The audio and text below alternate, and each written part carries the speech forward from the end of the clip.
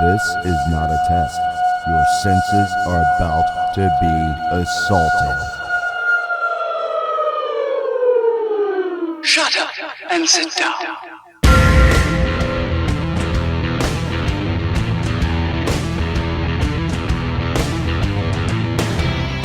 You are listening to the bad boys of the paranormal, Dead X Radio.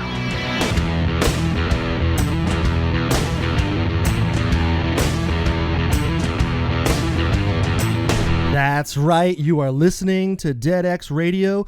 This is the show that stalks you in your dreams. Oh, jeez. That's a little creepy. Isn't it though? Isn't it though? I mean, but So see, we're like that's the Freddy Krueger of the airwaves. Yeah, nightmare.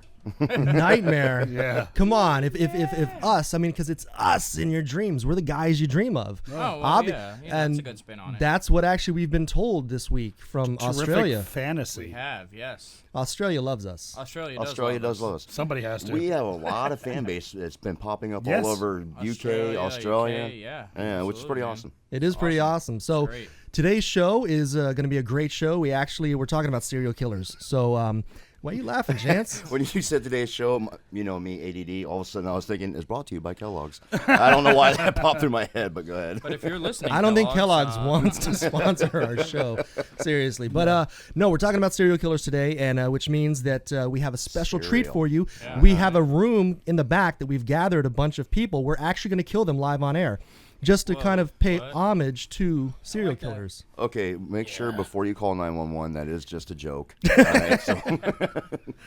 Oh, wow, Dead X Radio got rated live. Awesome. Fun!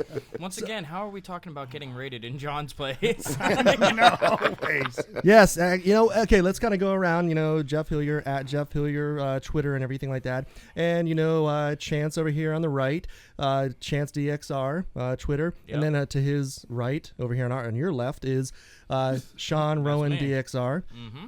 And then now we're going to introduce Patrick first because people are aware of Patrick Webb DXR for Twitter fans. We're making it a great It's Pat Webb DXR. Pat Webb DXR. And then right next to him, we're finally officially new- pulling in John Rusnick, who actually officially now has his first.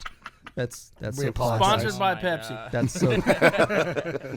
John Rusnick is fresh to Twitter, so go follow John Rusnick. Did you finally get that built? No, I got to build it tonight. Yeah, all right, see, so this- don't follow John yet. Yeah, don't follow Facebook John me. yet. Facebook me. Yeah, Facebook him at John Rusnick, and that's RUSNAK. That's John Rusnick. You can Facebook him there. When he gets his Twitter tonight, Tweeter. Twitter. he will turn around and put that out there on his Facebook, so you can follow him on Twitter too. The rest of us. Cool. There we go.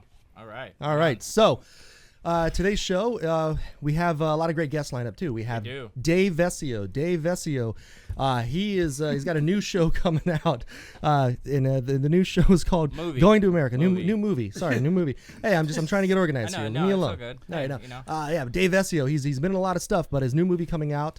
It's called Going to America. Sorry, shaking the table here.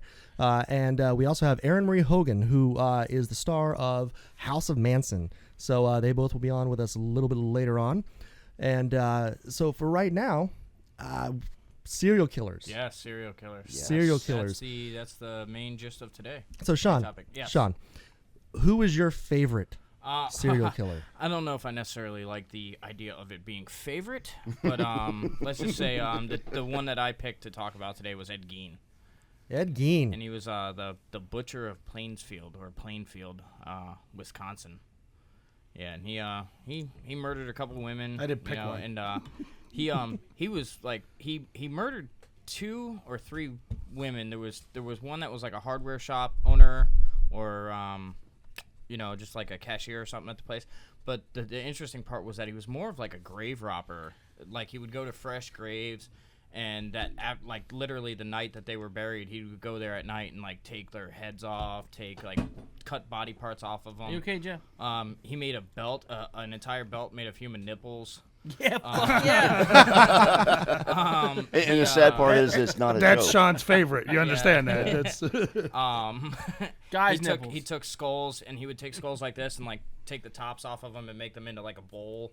He was eating cereal and food out of them. So really, what I'm gathering is he was just crafty. I mean, he would have been very popular on Pinterest. He He was basically, I would say, got a little bit of a weird thing going on over here. What the fuck is that? We got some major feedback going on right now. It's just a little static. A Okay. little static going But on. yeah, I was His gonna chance is a fake heart. clear. See, there it goes. It's the Interfering FBI again. surveillance us again. Yeah, right. All right, maybe that. Okay, fixed it. maybe that Okay. fixed it. Yeah. Yeah. Anyway, Anyways, All else fails, slap it. but yeah, I mean, with him, I mean, all the different things he was doing. Like, I mean, he wanted to make a coat out of human skin. Yeah. You know, and of he course made the a nipple chair. belt and all that. He made yeah. chairs out of like the chair is like the most gruesome looking one. They've got like Bone and skin. I don't know if it's necessarily like the actual chair or like it's a recreation, but like the chair itself has like on the back portion of it, there's like faces on the chair. It's like really creepy, and there was like bones, and like on the ends of his bedpost were like skulls on the end of his bedpost. I mean, the guy was sick, you know. He killed his brother by accidentally pushing him into a fire while they were burning some shit off on their property after his mother died. You know, I mean, just really weird stuff. So that was accidental. Yeah, accidental with quotations around it, you know, and they kind of ruled it like an accident or whatever, so they never charged him with it. But then when they finally decided to go raid his house, because he was the last person to make a purchase at the hardware store before that woman disappeared, so they kind of did a little backtracking on him and went to his house, and that's when they found, like, he had closed off his mother's room because he's like, no one's going to go in my mom's room. He was kind of like the original Norman Bates, which Yeah, probably was it kind based of... off? Was it? yeah, It I sounds like was they gonna stole say, all this. They took a lot Yeah. from, like, they take a lot of those movie guys, and they, like, took snips and bits and Like pieces, Chainsaw like Massacre, like Leatherface. I mean, they used a lot of people for 1,000 these. corpses. Right, the whole deal. And he closed his mom's room off. No one was allowed to go to the room. No one was allowed to go in the living room because that's the room that she frequented the most. Just like really weird stuff. And he was living in like such a small portion of the house that he just kind of secluded himself too. But like he wasn't using like the kitchen, nothing. He was just living in this small little squalor portion of the house. And then he was like going into making all the belts and the chairs. And when they went into the barn, that's when they found the girl hanging upside down. She was like hogtied, and he like slid her up from the bottom to the top and whacked her head off. I mean, it was just really gruesome and twisted. Okay, And so you- then and you like that guy. Yeah, explain to me how he's your favorite. Why do you like him? He's not my I got favorite. his, He's like, just, it was just His really preferred interesting, one. his story, you His know. preferred I had Um, Dean Underoos, and it was great. His headstone, they didn't want to really give him like a big gravestone, so they just put this big square and they like kind of etched his name into it, carved his name into it and everything. We had a And, like picture of it. robbers and all that, the grave robbers and vandals and everything, they went and destroyed like 90% of it, so like whatever's left of it is like either in the either in like the sheriff's office was gross, or by the way. or the courthouse. They have like whatever's left of it. Domino's It's not Tabasco even it's shredded not beets. even it's not even marked anymore because they were like, screw that, we're not even putting it back out. What was the name of that famous crafty woman who always did all the crafts and stuff? Martha She wound up in Stewart. Martha jail. Stewart. Martha Stewart. Yeah, Yeah. so he's basically the Martha Stewart of Of serial human killers. skin, yeah. Yeah. Awesome. Well, I think today's Dead X drinking game should be nipple belt. Nipple belt. Nipple Yeah. belt. Nipple belt. Yeah. So hashtag. Okay, everyone. Let's make it trend. I mean, hashtag nipple belt. Nipple Okay. belt. Why not? There's a trend. There's a trend for you right Was there. it a belt Hashtag- or was it a strap? No, it was actual like they were nipples like all joined together, Was it and a then there was necklace? a buckle. and Oh. there- There was a buckle. No, seriously, he made it. It was Yeah, it was yeah. a full on belt. Like it was all nipples all the way across it, and then there was That's a buckle fucking and then a little badass. tang on the end of it to keep it like. I want to- a nipple belt. I don't think they make them that size there, John. They actually that's the weird part is like they make these sneakers, I guess, or whatever now that Nipple are sneaks. imitation of like the skin of the chair, so they're like little faces on the shoes and stuff. It's really macabre, like sneakers. Like I would never ever wear them in my life because I'd be like, what the fuck is wrong with you? I'd wear 'em. But there's Of course you they're would. actually recreation sneakers of like skin. It's really odd. Skin sneakers. So Yeah, it's really odd. okay, nipple belt. Nipple belt's our belt. new hashtag of the Nipple day. belt. Nipple I belt. kind of want a nipple belt now, but I don't want to make my You own because can it's a go little get gruesome. one, yeah. No, I don't think so. Nipple. You can use rabbit nipples. They grow I back, just want right? nipple earmuffs. You can just, you can just slice I your like own that off, right? idea. They grow back, right? See, personally, I like the nipples still attached because they're more fun. But that's Yeah, just well, me. that's that's your personal preference of men, but Whoa! whatever. And that's what his belt would be made as of. they say in Italian, sozic, What does that mean? It means to each their own. Oh, well, okay. Anyway, moving on. Too bad he's Polish, right? Yeah, really. All right, Irish, so thank you. okay, so Ed Gein. He obviously was a sick fuck. Yes. Yes, and also to Leatherface, like John was mentioning earlier. Leatherface, I believe his character was based off of Ed Yeah, I Gein, mean, too. there's a lot. You know, Yeah. they pulled so many different people just out of the one guy because like you were saying with Leatherface, Norman Bates with the whole mother obsessive issue. Like, it's just really weird how they tied those in. You know, they used a little portion of this, little portion of that, and made a whole movie super villain, you know, bad guy, horror flick guy. Based on that. Based on that, Yeah. Wow. Okay. So, what do you think goes into the mindset of someone like that? I mean, I know that there's like a psychosis that kind of the goes thing along. about his history was he was able to go to school. Him and his brother were actually able to go to public school, but like when they come home, like So we're blaming the public school system. No. Their mother basically like secluded them from the entire community. They weren't allowed to really go out other than go to school and come back. So when they would come home, she would preach to them on Sundays how like women are inherently prostitutes. Like all women are prostitutes by nature. And just these really sick, twisted things that they weren't allowed to go do anything. Like, he had to come home and do chores, and that was pretty much it as far as, like, what he was allowed to do. You know, do chores around the house, and that was it. So you think the seclusion had something to do with maybe bit of their mental break because they had no contact with. Right, and he had such a strong attachment to his mother that when his mother passed, that was like the End all be all for him. Right, exactly. So who do you think was like more attached to their mother, Norman Bates or this guy? Oh, Ed Gein for sure. Really? Yeah. You know, they kind of said that Salvador Dali was attached to his mother too. All right, we're having like a really weird hum right now, and we're trying to figure out what it is. I'm So touching all seriously. my mic stuff and see if it changes, but it ain't. Anyway, so let's just keep talking because Let's just keep pushing we'll figure through this it. shit out. Anyway, You said shit. what? I made that word up just now. It stands for. Something hot. We can't. I got nothing. He's got nothing on All right, it. let's move on. All right, What do so you like, anyways, Chance? Who do you like, Chance? For me, I've been moving on to the Son of Sam. Ooh. Wow. Yes. Berkowitz. David Berkowitz, buddy. All right, David Berkowitz was known as the Son of Sam, and he was also known as the 44 caliber killer.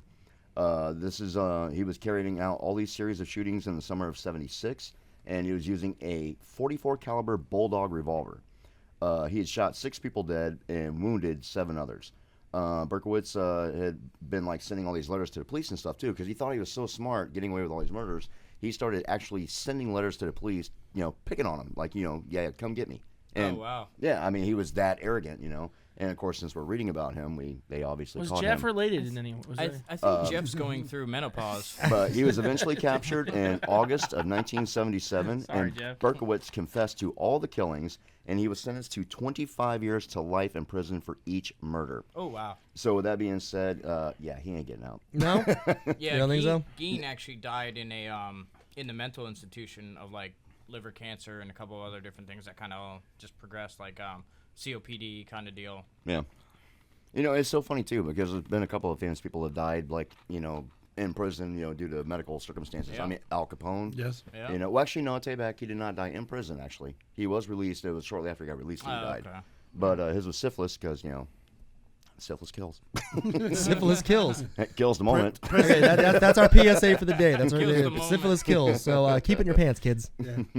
That's the real serial killer today. But- Yeah, really. Yeah, so Berkowitz, I mean, he went on this killing spree, for over an extended amount of time, and was like, killing people in parks, in their He cars, stuff like that. specifically picked out certain kinds of women, though, didn't he? He had like a I think it was like a blondes thing or like a brunette. So like Actually, the women were changing the color of their hair to like not become victims, if I'm not mistaken. I'm So not sure if that's that funny was that too. or That's the funny too Hillside because Strangler Pat's movie. dating scene, the girls do the same thing. They're like, they know he To likes avoid blondes, him? so they're like, okay, we're gonna change the color of our Okay. hair just to avoid Pat being attracted to us. Oh, that's Yeah, that's a good that's good. I strategy. like that. But Yeah. yeah, my mother. I like all the hairstyles. What year was that? and Like color. 77? 76. Yeah, so my 76. parents were actually still in New York during that, and like they were, Really? yeah, and so like they were talking about how the women. I think he was going for blondes, and if I'm getting this wrong, I'm sorry, it's backwards. Call whatever.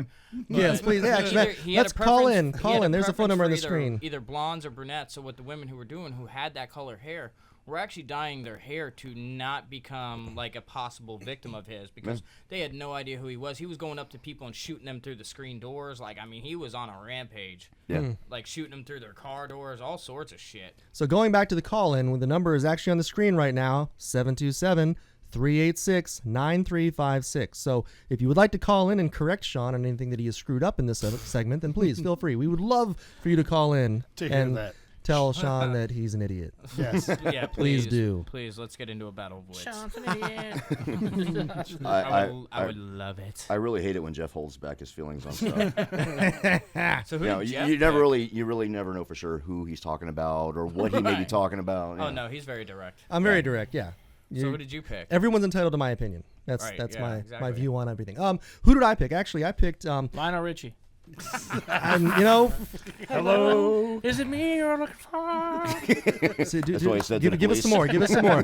Sing it, Where John. you are. I think that was Aaron Neville. It could. Oh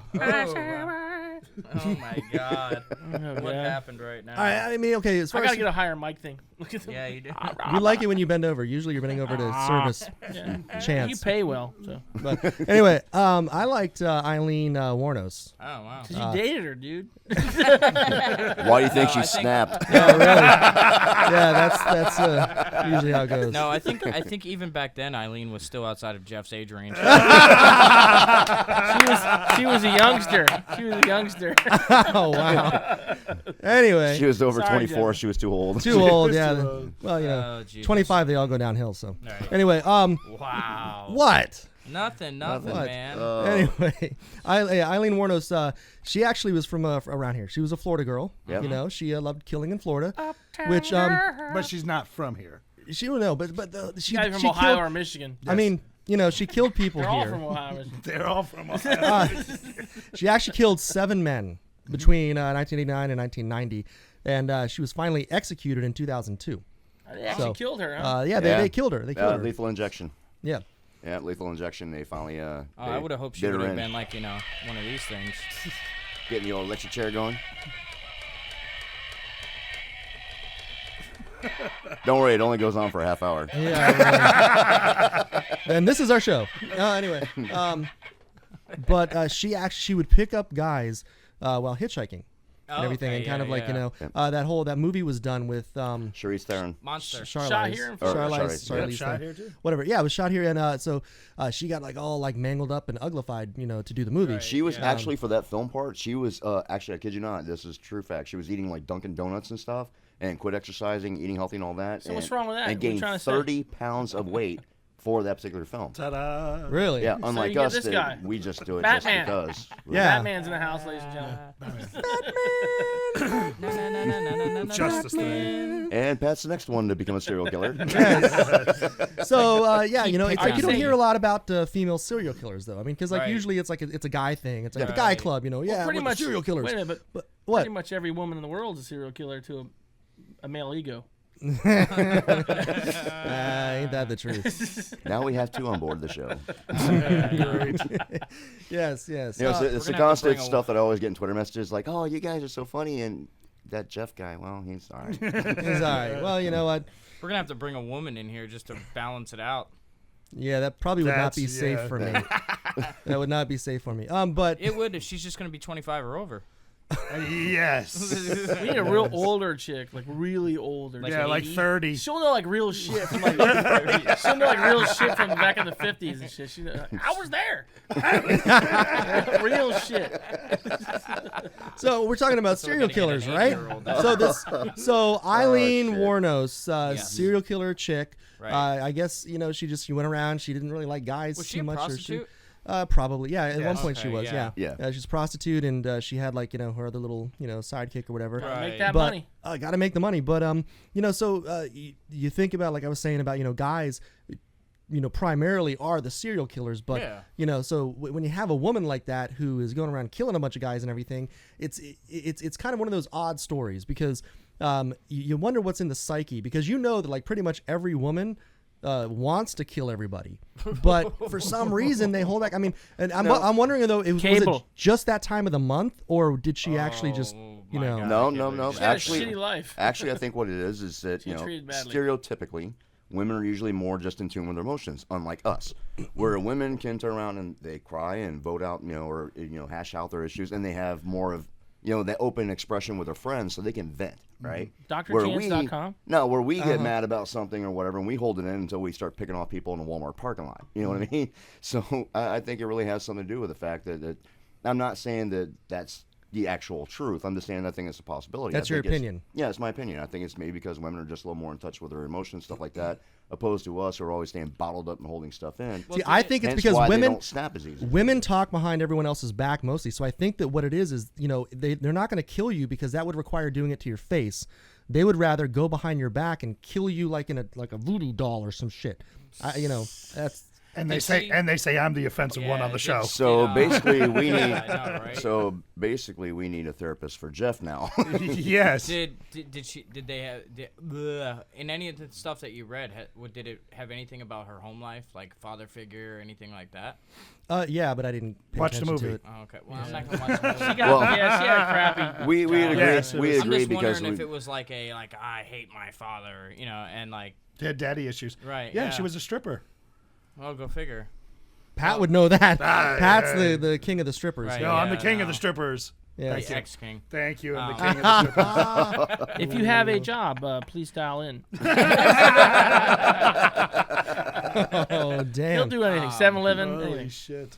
But yeah, Work a street okay. corner? I was just curious because I'm just wondering if it was like my father beat the shit out of me all the time because that could push for that psychotic break to be like, you know what, I fucking hate men. I think like, that's I hate No, I them so mean, much I want to kill them. Yeah, and pushing. At such a young age and breaking someone like that, and they develop that hatred and Yeah. and then say maybe that they date somebody later down the line, Right. And then that happens to them again. And a dating trigger, that like something person. triggers them. Exactly. Right. Actually, yeah, exactly. It triggers that mechanism to go off. I mean, like a lot of the guys that you read about that were serial killers in Right, history. they had some they sort had of- horrible home lives when they were growing up. Now, I'm not saying that's the excuse. I'm just saying that that's the not only part of the that, pattern is there was a lot but of domestic They violence, stuff like also that in the home. put up a very good front for a long time. Like with Oh, Ed, yeah. like with Ed Gein, like everyone who talked to him was like, oh my god, he was like an upstanding pillar of the community. Not like like he comes out and he does like community projects, but like just nice guy would come into town, buy some shit, and leave and go home Yeah, and do what his rope, thing. He was, shovels. He was he was a recluse to a point, but he didn't really fuck with anybody. Nobody messed with him. He didn't mess with anybody else, and everyone was like, "Oh my god, I can't believe it." It's like Dahmer. Well, Well, it's like yeah. Ted Bundy. Ted Bundy was like this really clean cut, very Right. handsome looking guy that everyone trusted. And so it's like, Right. that's how he kind of got into a lot of the places where people did trust him and bring him in. And then all of a sudden he's like, Yeah, because Yeah. I remember they were interviewing one of his neighbors, when they found out and caught him. He's such a nice man. And that's what they're saying. He was such a nice guy, such a quiet guy. But that's because he was hiding shit. You know what I mean? Yeah. bodies. But stereotypically that's the way it is with a sociopath. A sociopath is a person that everybody always thinks is psychotic and crazy. No, usually it's somebody like you, me, any of us here Jeff. that's Oh. friendly and outgoing and smiling Have you on the read my outside, bio? but smiling and everything else on the outside. But they have this inner turmoil that pushes them to do what they do, And they start radio shows. and they start radio shows. yeah, blame me. I All right, I so could see how that would happen. Well, so anyway, John, you have a lot to say. Who's your favorite serial killer? Webster. He killed a lot of homes. Those shows killed a lot of people. They killed TV as we know it. It's Webster, over. it's done. I can't watch it no more. So it was a short-lived series. Yeah. Oh. And Ba-dum-bum. then followed by the facts of life. I got the motions that Chance was talking I about. can think of other Hey, different TV strokes. shows. I can think of other TV shows that killed TV a lot worse. I think as soon as reality TV started, that's what killed TV. Yeah. In my humble opinion, Yeah. not so humble. Yeah. you know don't- what killed the radio star? Alf, that's the one. Alf. Alf Dude, I like that. Alf was Alf great. was cool. He was cool. He He was ate all drinking cats. beer and shit. Alf Yeah. and I had something in common. We both eat. Never mind. Aw. Never mind. We've already gone there. Sleepwalkers. We're not going there Sleepwalkers. again. Remember the cats? Oh my Yes. God. Yes. back to serial killers. Back to serial killers. Pat. My sick, twisted fuck award goes to P.W. Jeffrey Herman. Dahmer. Dahmer. Yeah, Dahmer. Yeah, well, most of these guys, unfortunately, have been in my lifetime. But They went to school together. yeah, we were We were buddies. best buds. playgrounds, Anyway, Where he spent most of yeah, his days. he just set a bar standard of really sick, twisted shit. I mean, I've never had soup made out of people. I want to try that. Well, I mean, besides nipple belt, because I didn't know Nipple about nipple belt. I Nipple really belt. didn't. Yeah, drink. Hashtag Shot, nipple shot. belt. Yep. But I mean, honestly, just what he did. I mean, Milwaukee. Always up there, Michigan. Yeah, it was close. I mean, it's in that Always general region. all the weirdos come from this. Toxic You know, waste or something. But it's just, I think he was the most shocking of all of them. You know. Well, give us examples of being Yeah, what? shocking. How was he shocking? I mean, like, what kind of things did he do? I mean, you know. Okay. Because I've my never, memory, I know nothing about Jeffrey Well, I'm Dahmer. sorry, I didn't pick one for today. I'm just telling you what I think is the sickest one. Okay. So I mean, didn't do that, essentially, so- but essentially, I'm there just are saying, some when sick things. We know he ate people. We ate people, I and mean, we know, that's- and in that story where he cut the kid's head off and then drilled a hole in it Yeah. and then used it to pleasure For himself yeah. through the hole in the skull. Yeah. That is a sick fuck. That's a sick. That fuck. is I a mean, sick man, and he did end up hanging himself in jail. Yes. How do you bone a skull hole? Yeah, I don't know. But, Of all people, I figured you let's would find know. out. Let's find out. Yeah. Next show on But DedX Radio, we're really John not. Rusnick. I do know that in his Defense? I don't know what I was I don't know what I was watching. It was People's a Court. while ago, but it was. I think it was talking about Dahmer, and he what he did is he actually stored stuff. What are you doing over there? What? He's trying to shut it off. All right. It's not working. Anyway, Ta-da. Thank you for totally disrupting me. No, That was a beautiful story. The yeah, I know, right? But like in his like he had a little tiny apartment, and he was like shoving shit in the freezers and like keeping like he kind of took a page out of John Wayne Gacy's book, and he was like hiding bodies under the floor, and like I mean they when they raided it, there was like barrels of like body parts in his apartment and stuff, and like people finally were like, "What's that smell?" You know, and like that's when they started alerting authorities, like saying, "Hey, this guy," you know, they were thinking he was dead. Right. Because he was like this weird reclusive guy once again Right. that he would come in and out of the apartment complex, really wouldn't talk to nobody, but nobody really was like, oh well, you know, yeah, he told me to go fuck off. No, he just kept to himself. Well, and what was I in and out. understand, about it is he actually went to like these certain. He went Chances to of like watching these porn certain. right God. Well, I mean, he went to the bars. You know what I mean?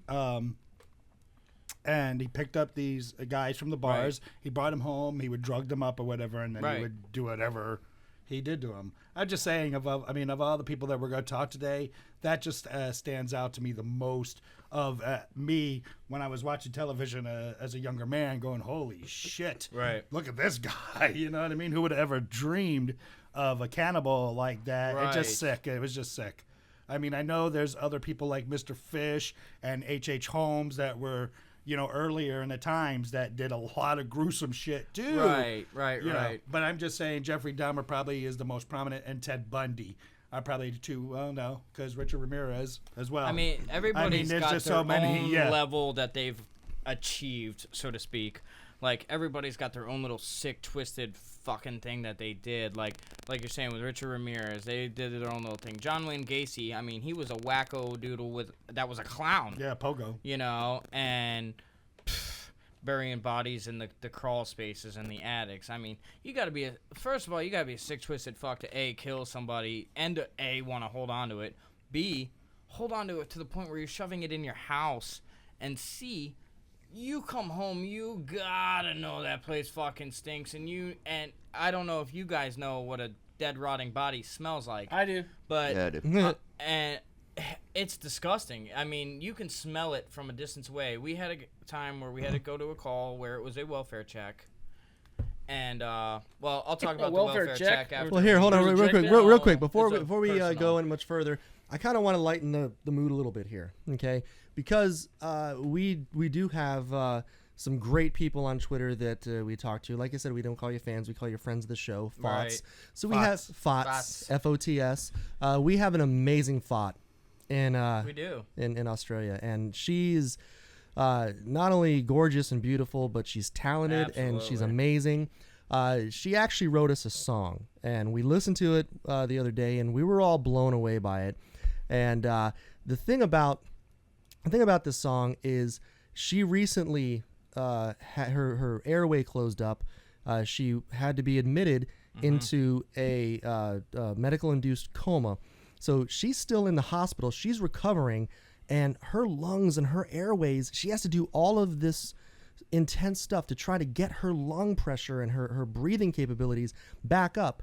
And while she's in the hospital, she writes us this song and records it.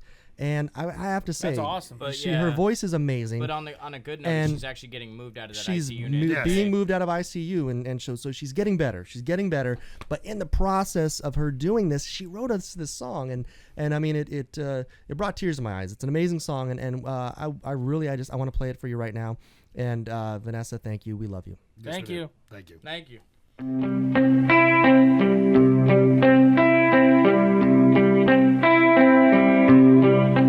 Oh, I've got a big crush.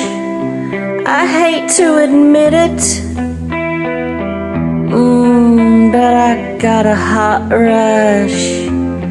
It's going down. I've got it real bad. I wanna listen to everything they have, and their smiles and laughs. Oh, they're such clowns. I wanna listen all night, 'cause these guys, well, they're alright. I wanna drown myself in their voices. DeadX Radio. Oh, DeadX Radio. Oh. Oh, oh. I've got a crush. Oh, I've got a real big crush.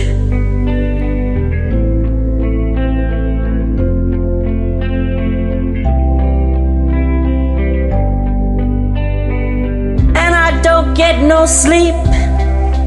And I don't get no peace.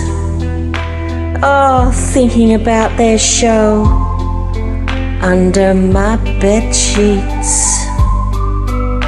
The way that they talk and the way that they joke.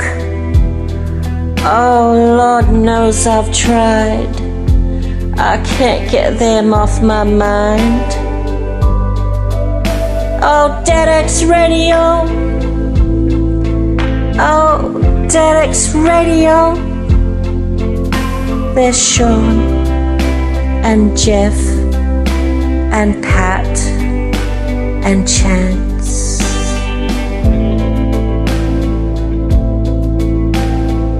Oh, I want that magic. I want to hear them all week. But they're only on between 4 and 7 p.m. on a Saturday. I've got a big crush. Oh, a big crush. I've got a big crush. X Radio. I've got a big crush. I hate to admit it. Oh, and I've got a hot rush. It's going down.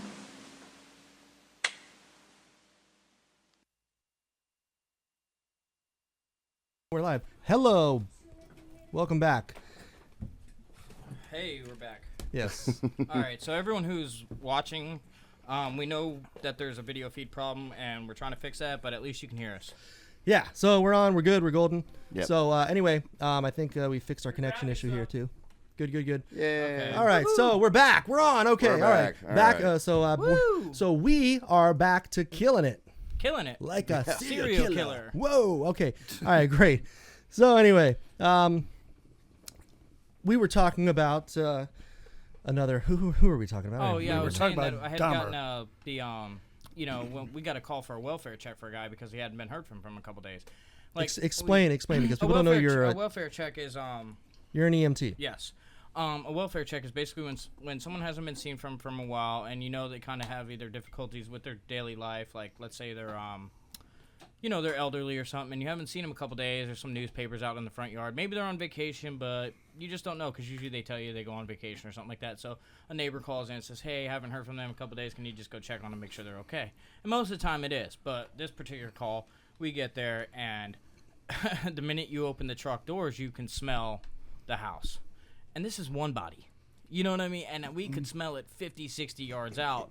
And there was flies hitting the door. I mean, it was very apparent before. Flies. Yeah, before we even Sounds nasty. opened, before we even popped the door open, we knew that there was 99% probability that the person was in there and it had expired. But I mean, that's just Expired? That's just You make it sound like, hey, this that's- cheese is expired. It's a nice way of saying it. it. Yeah. Yeah, well, I like the bad way to say it. But and that's just one body. Can you imagine 10 or 15 bodies rotting in a house? I mean, that's You'd smell it for miles. And then these people are just going about their daily business, like, oh, whatever, it's just trash, Yeah. They're like, whatever. They're like, it smells kind of funny out here, but let's just go shopping. Yeah, exactly. Yeah, see, I mean, okay, I've been in places that like have a little bit of an odor to it and everything like that, and I could not stay in there that long. Right. And, you get to be like where it gags you and you just feel disgusting. I mean, thinking about like 10 bodies rotting away in a place and that kind of a stench. The neighbors, I mean, I don't think that I could if my neighbors where I'm at, it's got to be just horrible and disgusting. Ugh. Yeah, it is nasty smell. I mean, most of the time you got to bring a air pack in just to deal with that. I mean, you put an SCBA on, which is a self-contained breathing apparatus, the same thing that you wear into a fire to keep your own air inside your mask. But I mean, that's just so you don't get that gagging reflex while you're taking care of it. I mean, golly. And these people are just like, oh, let's go to work. I got 12 bodies in my house today. Whatever. 12 bodies in my house. Whatever. Yeah. Okay, so for everyone that is watching right now, and like I said, we had our issues and everything earlier with the stream and the feed, and I think we're golden right now. I'm going to put the phone number back on the screen. Yes, do it. 727-386-9356. Please call in and let us know your opinion on things, because we're talking about serial killers.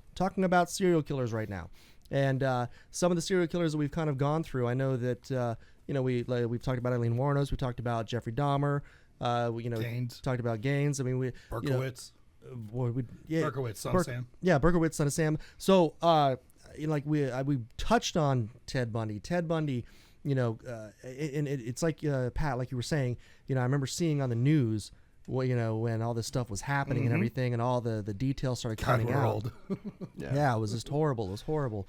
One thing, because one of our guests later on in the show is Erin Marie Hogan, who has that new movie House of Manson that's coming out. I kind of want to get a consensus of what you guys think about Charles Manson. And first, I want Pat's opinion. Well, I mean, that was gruesome as could be too. Of course, that happened the year I was born, so 1922. Yeah, You're old. How coincidental. I didn't see the newsreel on that. Today in breaking news. It was radio back then. I mean, when I think of Manson and everything, I had a conversation with one of my friends the other day. I said, you have friends? It's Oh my God. yeah, trust me. These are you guys. It's almost Wow. Anyway, Let's not go that far. yeah. So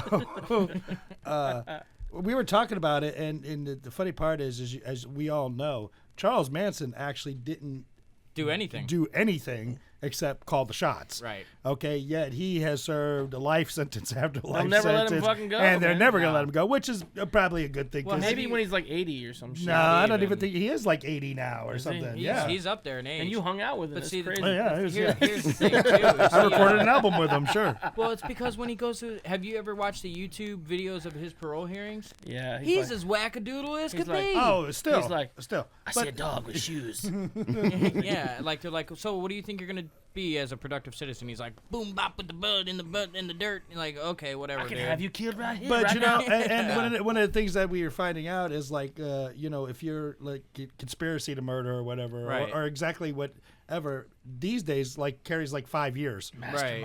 This Right. man has served. Well, it was completely botched too, because he sent them there to kill somebody else. Right. He sent them there to kill. I believe it was one of the Hollywood producers or something like that. And they just happened to be having a party there or whatever. And Sharon Tate just happened to be there, and she was kind of like a caught in the crosshairs victim because she was an unintended victim. Right. And they were just like, well, fuck it, we're gonna kill them all, and go nuts and kill everybody and write helter skelter on the walls and blah blah blah. So, but yeah, I mean, Well, my thought about this is that continuously he keeps coming up for parole, and he's 80 years old and obviously still psychotic. Can you imagine just that one slip up and they let him out? And he'd be like in an old folks' home. Is he gonna start whacking those people? Yeah, but do you honestly think he would actually, with the grimace he has about himself or whatever, that if he got loose, that somebody probably knock him off on the street? I highly doubt he's ever, you know what I mean? ever. I think that's out. one of the reasons why Yeah. he's still in, because somebody is going to get this guy. right. Oh yeah, I mean that's like bragging rights. I killed Charles Manson. Exactly. Instant fame. I mean, right there. Yeah. Yeah. Hey, look when they the guy who shot JFK, or sorry, yeah, was it JFK? Man, I'm brain farting all of a sudden. Sorry, my bad. Jack Ruby. John Wilkes Booth. Jack There we- Ruby. No, Jack. Jack Ruby Jack shot- Ruby. yeah. Yeah. Shot Lee And- Harvey Oswald. Yeah, and so I mean, here's a guy who got supposedly the one who did the killing of JFK and was famous, and then he gets shot by this Right. guy. And it's And he became famous. yeah, and it's funny because it does go down the line like that. Well, that goes down the whole line of conspiracy theory too. Yeah. 'Cause Speaking of being famous, you know what? We have a famous bit that we do. we do. And I think that it's kind of time. I really want to Okay. do it just because it's a fun bit. It is, well, let me just kind of go ahead and let us do our little intro. And now it's time for Legit or Bullshit with your host, Sean Rowan. Yay! That's right. It is time for Legit or Bullshit. For those of you that are not yeah, aware, well planned. Legit or Bullshit is a segment of our show that we take one article that Sean Rowan finds for us. We all read the article, and then we decide only based on the one article whether it is legit or bullshit. So, the article for today, and real quick, we are not allowed to do any other investigation on the article Right. at all. It is just strictly based on the one article alone. Yep. So, Mr. Sean Rowan, why don't you tell Yes, us the sir. story for today? Okay, the story for this week is. God, I can't talk today. Has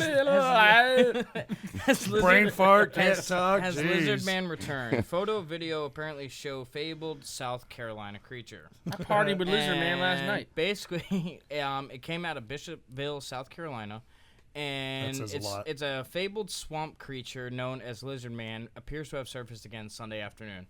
And basically, it talks about this woman who comes out of church and she grabs her cell phone. She's like, "Oh my God!" Because there's a picture of him. I don't know how well. Is you'll he be wearing a able to see Kango it, hat? But it. No, he's like walking through this, Oh, hell yeah. walking by the tree line. And He's buff, too. He has not been seen in more than a decade until now, Can you put possibly Lizard creating Man up yet online? another ripple in the swampy waters around Bishopville. The video from back in the day that they have is very hard to see. To me, it looks like just a guy walking through the Lizard woods. But so the story is that Lizard Man was, I'm sorry. I'm kind of stumped. He just had a I'm kinda stroke on stumped. air. Kind of stumbling? I'm kind of stumped by the stupidity of the article. Well, But- hey, you are not allowed to give your opinion until we I'm count not to giving my three. opinion, but I'm just saying. So basically, what this is that a woman came out of church, He had a stroke. saw a Lizard Man, grabbed her phone, took a 20-second video. Lizard Man grabbed her phone? No, she grabbed her phone. God damn, I fucking hate you all right now. It's because you suck. And so she grabbed it, took a 20-second video, New and host. sent it to the news outlets, and that's where this article came from. Okay, so in true legit or bullshit game show fashion, we will do our countdown, and then we will all reveal whether we think it is legit or bullshit. Okay? There's yours You are guys right can there. share. No, John didn't get to read the article because I just did. you just did. He just I got did. my word. You got your word. You don't even know it. All right, so at the count, Okay. Hey, listen. are you done? Jeopardy Are- music. No, we can't use that. that's copywritten. Yeah, But I sang copyright. it. It's not copyrighted if you sing it. Is that what it is? I don't think that's true. I don't think totally that's true. true. All right, so here we go. All Everybody right, count of ready? three. Ready? For 1, that camera there. 2, 3. It's fucking legit, bro. I got high with Lizard Man last night. Sean, yours is too high. Too high. How about that? Legit. Now you're okay. Here, how about All that? right. That works. All right, bullshit. All right, so here's how it works. Since John's new to this for the show, we Yeah, go he's around last. the table. Yeah, if you're the only guy who did the one vote on your own, Yeah. everybody You go else gets to last. point out their points first on why they think it's bullshit, and then we get to you, and then you get to say why you Lizard think it's Man's legit. cool as shit. Okay, I rarely get to go first, so I'm gonna So, fucking go go first for this it. time. Okay, I think it's bullshit because look at the fucking picture. It's a guy in a suit. Thank you. Jesus Yes, Christ! If yes. that's your picture that you're gonna Yes. base this lizard man on, I mean, come on, find a better suit, please. Yes. Why are you judging Lizard Man like that? I can see the rubber on the suit from Godzilla, here. Godzilla. Yes, Dude, exactly. Lizard Man has cankles. Yes. If you look at the photograph, Yes. you know, I think I saw a seam in the suit at some place. Yeah, I mean, it's I like mean, yeah. ridiculous. The, So the picture in the woods sucks too. I mean, the guy's like 60, 70 yards out, and it looks like a guy. That's it. It looks like a guy walking through the woods. it's because it is. Because it is. It is a yeah. guy. All right, so Chance, what's your reason for choosing bullshit? pretty much the same as you. It's for this article. It's that picture of Lizard Man. You just look at it and you're like, really? You know, I've seen Halloween costumes for like children that look far better than that. you know? Yes. So that yeah, up again. that alone, because if you look at like where the leg comes down right to the ankle, and this is why I made the comment about cankles. You can see that it's bulged. That whoever had that on, it's too long for them to wear. It is. I know. So it's kind of hanging down and Okay, I bulged got around the this. ankle. I got this. All right, All right. so with that being said, that's one of the reasons. Two, I actually have friends of mine that are in the paranormal field that live up in that area who Okay. know all the stories and met people who've seen the Lizard Man the whole 9 yards. And could there be truth to a Lizard Man just up say there? the Who Lizard knows? Man? But for this particular article, no way. This is straight bullshit. Yeah, I mean, if I saw that lizard guy and dressed like that, shit. walking anywhere, I mean, that's I'd not even party with him. intimidating. I mean, it's like, it really looks like a bad costume, remember- but it's not even Nope. scary. That's you remember the funny the TV thing. show Land of the Lost? Slee Oh, stack. Slee Stacks. That looks Slee stack. looks better than that. You know, Yes. Yes, Yeah. the slee stack. You know what this looks like to me? This looks like if you had built a miniature city set and you're like, oh, Godzilla. You know, this looks It like does. a. Try to get it in the camera because Yeah, these this people, looks they've like got a it. Yes, they have to see. horrible- Here, get closer. Guys, you're missing it, man. You guys are really. really missing this. Get closer. You're Get judging closer, other closer, races closer, and- closer. Look at and that. alien beings. Closer, closer, closer, closer, closer. All right, there we go. Stop. Look at this thing. Hammer this time. Is that like not this the is worst ridiculous. lizard costume that you could think of? It's like, Like I the said- fingers aren't even going in the right direction. Like I said, when I looked at this thing, I read before I got to the picture. I scanned through the article, and I paid attention to what was written in here because I wanted to actually absorb the information. So she gave a lot of details. She's like, "Oh my God, I did this, I did this." But when I got to the picture, I'm like, "Get the fuck out of here!" Like I said, I can see the rubber from here. And that's what probably she Rubber said. meets the road. this is a zoomed up. And you see how photo. close it This is to his like a face, right? This is a zoomed up picture from a still of the video. But like I said, I mean, you could, like you said, I mean, the suit is obviously too big for this person wearing it. The eyes, the red eyes look so fucking fake that it's high. ridiculous. It's absolutely He's high ridiculous. right now. you Okay, know, I Pat, just- Okay. Pat, It's give us bullshit. yours. Well, first of all, South Carolina. And you know what? This is like the first viewings or sightings or whatever In like a documented decade. is like 1989. Right. And if I remember, or barely remember 1989, it was, Acid City, USA. So, yeah, I'm sure a lot of people in South Carolina were seeing a lot of things in the woods back then. But I mean, with honestly, that being said, though, there's still people who still claim to see him. I mean, I Yes. do actually know people that have claimed to see him, stuff like that. Don't say met them. And I'm no. But His let cousin. me clarify.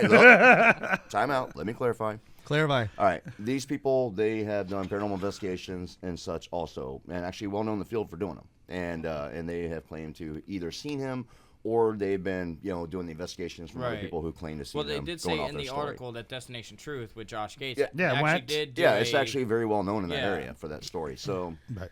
Okay, hold guys on, ready? hold on, You guys hold on. ready for wait, this? no. So okay, all right. So No, in let me finish. real, oh, you have more to say. Let me finish. Oh God, and help us. no, I mean, besides that, though, I mean, it really, honestly, the picture is what we're all saying is just Doubters. ridiculous. Doubters. Ridiculous. John, I cannot wait to Look at hear the size of the 6 what versus you're 6 saying. plus, Jesus. Okay. Are you ready for this? Yes, we're all right, ready. let's hear Okay. let's hear the Listen, bullshit of let's This is legit. legit. You guys are missing your history of sci-fi here. Okay. Not only is he real, he was the Gorn in Star Trek.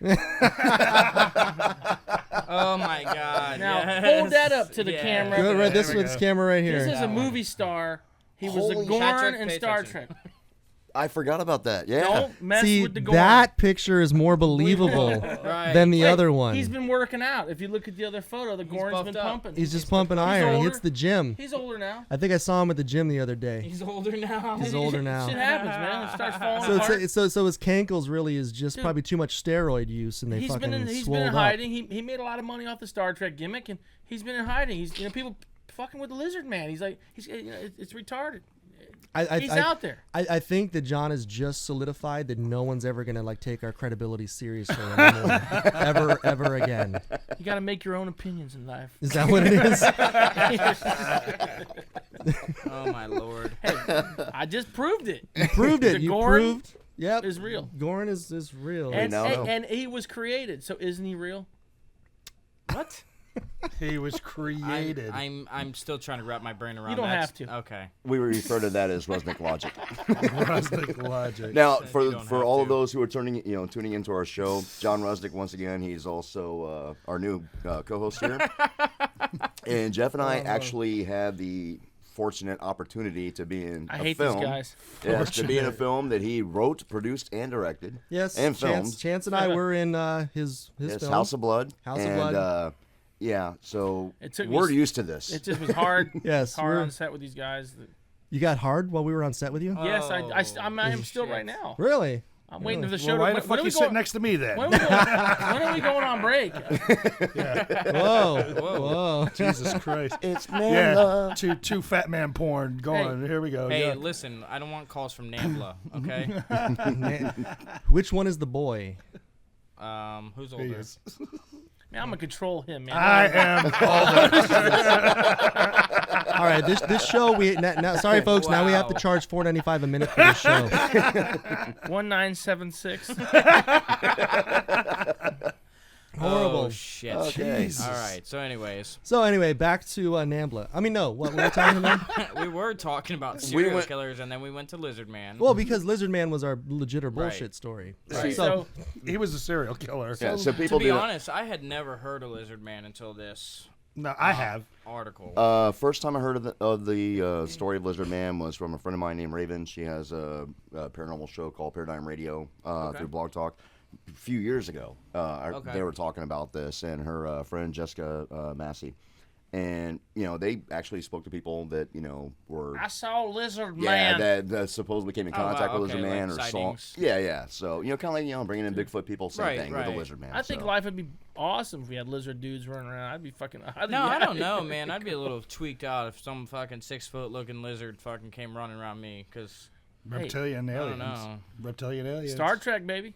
Hey, Star yeah. Wars. Dun, dun, dun, dun, But dun. see, we should have talked about Lizard Man during the urban legends. Well, When- I didn't find you that know what I article. mean? The article didn't surface until last Sunday, so Yeah. Oh, it's that So fresh. there you go. Yeah, it's it's fresh. like real Yeah, this is a fresh dude. story. Yeah, this is Hold on, let me- fresh off I'll- the press. Dude, I'll give you this the show date. is fresh, brother. We keep it fresh all the way around. We shot this Come last on. month. It's being programmed. I'll tell you when it was put out there. It was put out on August 3rd, so literally like the past couple days. Okay. Okay.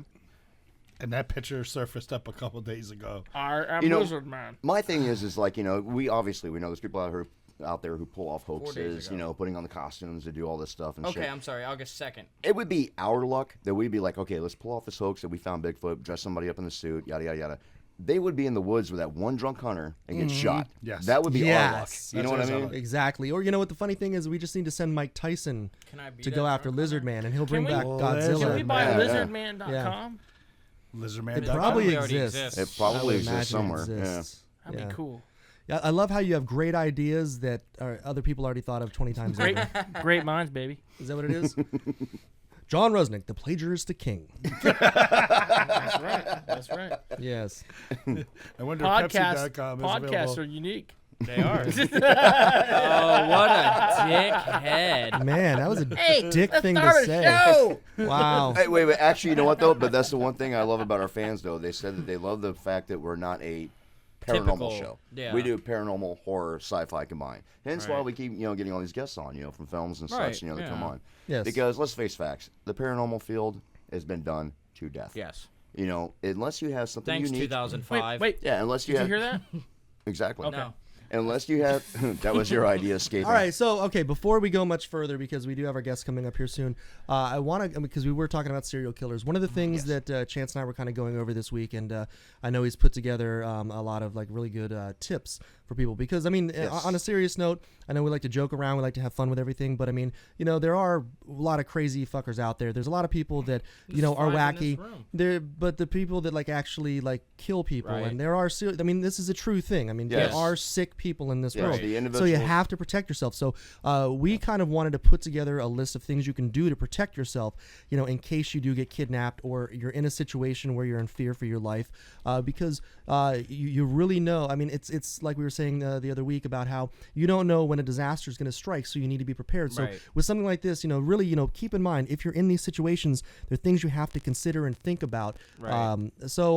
Chance, why don't you? Well, that's why I like to. You're not Chance, so shut up. Well, I want to thank the good people at Smith & Wesson for helping me with being always prepared. Well, the thing I was going to say is that these are just some basic tips. That's all this is. This is not, you know, this is going to save your life. But this isn't the protection Bible? This is, no. Okay, this is just some basic tips to throw out there. Okay, one, obviously, if you're ever kidnapped and you're thrown in a trunk, don't try to beat on the trunk in order to get someone's attention or anything like that, because realistically, if you're driving down the road, nobody's going to hear you. You know, that's one. Secondly, you may push that person to kill you or further harm you to keep you quiet. Right. The best thing to do is if you can get a hold of the tail lamp for the back brake lights, pull that out. Pop it out, you know, do what you got to do, because you can reach those wires from the inside, yank those out, because now you can hopefully attract the attention of a cop who might see them and pull them over. Right. So that might help, you know, save your life in that situation. Secondly, what if you're hogtied? I'm just saying, if you can. These are all ifs. Yeah. Okay. I just want to help people understand, you know. Yeah, the other thing is, too, that if you happen to, you know, sometimes people that have been kidnapped have been actually given food. You know, they want to keep them alive for duration for something they're wanting to do. Try to get the greasiest food that you possibly can, because you want to make your hands and everything as sticky and oily as you can, so you can leave fingerprints identifying everywhere where you have been. So fingerprints. You want let ribs. your fingers all over everything. Yes, if they stop in a gas station, you know, and are going to let you use the bathroom, and they're standing outside the door, and you know there's no means of escape, start touching the mirror. Put handprints everywhere you can. That way they don't, you know, don't do the old lipstick on the mirror and leaving a note, because they're going to check the bathroom more than likely. They're going to see if you left anything. They won't notice handprints. Leave handprints, because that video camera in that store may picked up when you came in that parking lot, and they can confirm that was you by fingerprints you left in the bathroom on the window or on the mirror. So that's, you know, another one. The other one is too that, of course, if you're, you know, going shopping at nighttime, something like that, and you're on your own. Okay, I see this all the time. Like on Facebook, I see people always putting, you know, I'm here at this location. I'm here at that location. The check-ins. Yeah, the check-ins. They're giving the exact time and location of where you're at. If you know you have a stalker, why are you putting that on Facebook? Okay, don't do that. All right, because anybody can make a fake profile nowadays. Yes. You know, friend you, and then they're following every move and where you're at and the whole 9 yards. So don't be doing that as much, especially if you're out there on your own, you know. Now, if you're doing a group, you know, thing, you're going to a concert, you're with a bunch of people, you know that you're going to be safe in that situation, then fine, you know, that's cool. But if you're going out, you know, to meet up with the girls somewhere or out with the guys somewhere, because trust me, there's women killers too and stalkers, make sure you don't put all that private information out there, you know, because, well, now they know where you are. Hey, we have a phone call. Coming in. All right. So we're going to break out of this real quick and go to this phone call. Alrighty. And see who we have on the air. You are live on with DeadX Radio. How you doing? I'm doing good. How are you? I'm great. Is this Dave Vessio? Yes, it is. You are an amazing man. How are you doing today, sir? I'm doing great. So we've been looking forward to your call. And first of all, I just want to say thank you for calling in, and you know, thank you for all the retweets and everything. You've got us all excited over here. Oh, nice. Yeah, you know, I don't know. I just love social media. I love media. I love acting. I love promoting. I love it all. So. And you love being You love being a bad guy. Yes, I do. I definitely do. But so does the world, though. So I think it's very mutual between the two of us. Oh, has the world been cruel to you? Say that again? Has the world been cruel to you to make you a bad guy? No. I mean, you know, if they hate me, that means I did my job right. Yes. You know, if they fear me, that means I did my job right. If they say bad things about me, so no. Yeah, They can say whatever they want. I'll take it as a compliment. Definitely. Well, the thing I love is, like, when I first started, this is Chance. When I first started talking to you, we were talking on Twitter, communicating. And the one thing I noticed is, like, you were always the bad guy, I mean, is it just you have that persona that you give off for when you're acting? I mean, that keeps landing you in those roles? Or is that something that you prefer to do? Well, I mean, I don't know if you guys did your research on me, but I am a real-life bad guy, I was a person who got sentenced to 10 years at a maximum federal prison. So, I mean, it is part of my past. I think when I started acting at the age of 32, which was in 2002, I don't know, I think for some reason my acting teachers and my classmates just recognized maybe that persona in me, and they're like, that's probably what you should play. And I was totally fine with it, because I don't know, like, I see art today as just telling the truth. Yes. If you tell the truth, then it will connect with the audience. I just hate to say it, these are just truths I understand better than most people. But I liked it, though, because, these people do exist in real life, and I'm not really a fan of Hollywood, using these villains as very one-dimensional when they're really not. I don't think that really prepares the world for these kind of storylines, versus if you look at the fairy tales of the past, those villains, they were all different colors. Yeah. And I think that taught kids a better lesson than what I think today's Hollywood movies do. Yeah. Well, see, when I was doing research on you, I mean, I did know about your past. I figured that'd be something I would just let you bring up on your own accord, I mean, that's not up to me to talk about your past. But the awesome thing is that, yes, you had that past, but you made such a huge turnaround, doing such positive and excelling like you're doing. I mean, that's just signs for people out there. It's like, look, anybody can fix their life. You know what I mean? Yeah, definitely. And, that's what art did for me. If it wasn't for art, who knows? I may still be in prison. I may be dead. Who knows? I mean, that's what art did for me. And I think that's the whole point of art in the first place. Is to express our emotions, express our feelings, express our stories, and hope to God somehow, some way that it changes somebody at the same time. I think that's why we all write stories. If you're a comedy actor, you just want to make people laugh because they had a very bad day at work or a very bad day in their personal life. I think we're always trying to change them for the better. So, what was the moment in your life that kind of like you decided to kind of let art be your passion to make that change for yourself? I think it was prison, right? Yes. I mean, I got away with a lot of shit for a long period of time in my life. And then, I'm 23 years old. Well, I'm almost getting ready to turn 23 because I was 22 at the age. It was June 8th, 1993. Next thing I know, I'm, sitting in a pickup truck, and there's, 3 9mm weapons pointed at me, because 3 undercover cops finally caught me because I was on the run for a year and a half.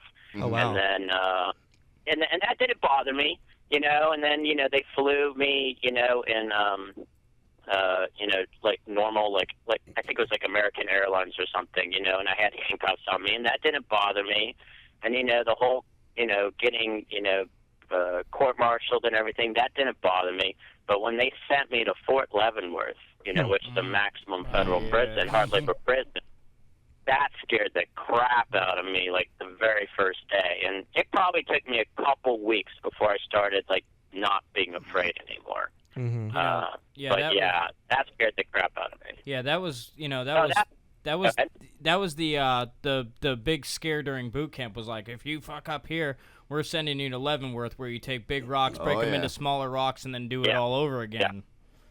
Yeah, and Fort Leavenworth, it's, they got the worst of the worst in there. They got serial killers, they got murderers, they got people who have to kill just for the joy of killing. So it's like you're surrounded by the worst. And I'm, I'm ex-infantry, so I'm used to physical warfare. But like this kind of warfare is like psychological. Right. Oh, absolutely. And it was so new to me and so like overwhelmed. And I told myself then and there, it's like, Dave, you got to do what the fuck you got to do, get the hell out of here, and don't ever come back. You know, so. Yep. That's great, though. I mean, That's what did it for me. It's funny because our show today, actually, one of our big topics is talking about serial killers and, kind of like the more popular serial killers that, throughout history and everything. But you, having been incarcerated with serial killers, I mean, what do you think, did anything kind of stand out about their psyche and kind of like that made them... that really was made them different than everybody else? I mean, besides us being batshit crazy, I mean, was there something else that you noticed having been in close quarters with them? I mean, first off, they come across as very normal people. Like they could be your next door neighbors. I mean, I think that's the reason why they get away with what they get away with for so long, because they come across they know how to adapt to their societies very well. That for sure. The other thing that I always found bewildering with them, and I always try to play it in the roles I play, is they think it's normal behavior. Like, to them, it's not abnormal behavior. To them, it's not immoral. To them, they don't understand why it's illegal. They think it's just normal behavior. And then, I've done research on it, because the great thing about a hard labor prison is you have to work. And I was very fortunate I think it was my first year, I got to work in the social work department of the prison with, all the psychologists and the shrinks and everybody. And I really picked their brains, about, not only what's wrong with me and how do I fix myself, but what's wrong with other people too, and how do they help fix them. Mm-hmm. And it seemed like these people just grew up in, either a family, or they had a family member or a neighbor or something that just either physically abused them or sexually abused them, or both. Yeah. So they have this love-hate relationship with love. That, it's very violent, very sexual. Those are the three key things that I noticed when I was there. And you mentioned kind of pulling some of those into the characters that you play and everything like that. What other types of things do you draw on to be able to pull out some of those bad guy characters that you play? Well, for the most part, I don't know why the industry wants me to play this. I don't know why the audience wants me to play this, but I do it for them, and and it's my job to tell the truth. Is I tend to play characters that either prey on women or children, or like weak people, like autistic people and stuff. So, I did meet, real life child molesters. I did meet real life rapists, and so I'm always trying to bring in those conversations into my characters. Playing child molesters is the worst for me, because I don't like going to these dark places at all. No. But I remember meeting some of these child molesters. Like I said before, with like the serial killers, they just think it's normal behavior. They don't understand why it's wrong. But, I remember meeting this one guy, and he's like, I had sex with my baby. And I'm thinking, what? Oh, what? God. Wow. What? Oh. They brag about and it. And it's love. He thinks he's like loving the child by doing this. And I'm like, what? Yeah. I don't think that I could sit still while someone said that to me. I'd want to punch him in the face. I've met people like that myself. I know what he's talking about. Yeah, crazy. It's just insane. Now. Yeah, and that's what happens to these guys in prison anyway. If they find out you're a child molester, they find out you're a rapist. They're gunning for you. Yeah. Oh yeah. So, yeah. The only reason I knew about them is because I worked for the social work department. Yeah. And these inmates would come in to see the psychiatrist and stuff. And yeah, you were just dropped into the environment where you were picking up on it and stuff. Yeah. Now, which is great for me as an actor, but yeah. Pulling all that a Bible of characters that you can keep with you for every role you play. You can just pick a guy you met. Yeah, no kidding. I know, pretty much. And if I don't know it, I just watch the documentary, and then like an old memory pops, like, oh yeah, I remember that guy. Yeah. That's awesome. Wow. So what was your favorite villain or bad guy that you've played so far up until this point? There's actually two of them. I did a movie called Hick, Hick. It stars Oscar winner Eddie Redmayne, Chloe Grace Moretz, Blake Lively. That's probably my favorite story because it's based on a novel that's 60% true. And the woman, and the woman who wrote the novel, Andrea Portis, she actually wrote the screenplay too, and she was actually on set with us shooting the movie in North Carolina, and she actually told me, she's like, Dave, your character actually happened to me when I was a kid. Oh, wow. So I knew then and there that I had to make this very real, to really affect the audience, because this actually happened to this, this woman who was a girl at one time. Yeah. Wow. So that's my favorite. My second favorite is called The Odd Way Home. It's got Rumor Willis and Chris Marquette. Mm-hmm. And it's actually a story about domestic abuse and autism. And the reason it really touches me is because my brother, his youngest child, is a syndrome child. And I do see how society treats her, based on what she looks like or how she talks or how she moves. Right. And I had to play a character that sort of kind of did that to Chris Marquette's character, because he's autistic. I see him as a little, off and weird, so I'm just going to pick on him for it, and it's just sad that we live in a society that does that, and that's why I played that character, and that's why I did the story. So, and like you those said, are my two favorites so far. And like you said, if you do it well and you make the audience hate you, then you've done your job. Yeah, totally. With that being said, have you ever met, say someone out in public who saw you in a movie and they just hated you because of your character? I remember once I did a movie with Kate Beckinsale. I would love to promote the movie, but they cut my scenes out, so I'm not going to promote the movie. But but I remember I did it. Basically, the director wanted me to do improvisation with Kate Beckinsale, and all I know is when she walked off camera, she just started using curse words to me. So I knew I totally affected her. So Wow. So, yeah. We usually get that in the bar, but no. Yeah, really. Now, when I go in public, if people recognize me, they tend to just keep away. I've only had one person ever come up to me in public, and it was a big black guy. He was probably 6'5", 6'7", and he looks, and I'm 5'10", and he looks down at me, and he's like, "You're an actor, aren't you?" And I look up at this this giant tower. I'm like, "Yes, I am." He was the only one in my whole career who's ever come up to me. Oh, Wow. Yeah. That's crazy. Well, it's probably because of his size. He wasn't intimidated to come up to you. Yeah. Totally. And see, everyone else is too scared of you because of your characters you play. So, are you allowed to speak a little bit about your upcoming movie that's coming to the theater soon? Yeah, the only one I'm not allowed to talk about are the ones that we haven't shot yet. Okay. Okay. And then the one I shot last month called Credits. Otherwise, I can talk about anything else. I can talk about the ones I'm getting.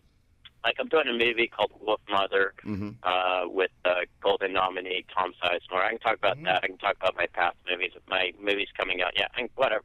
So bring it on. Let's go. Bring it on. Well, then, excellent. All right. Well, because the one thing we always try to do is when we bring our guests on, we always try to treat them with respect. Anything they don't want to talk about, we don't talk about, and stuff like that.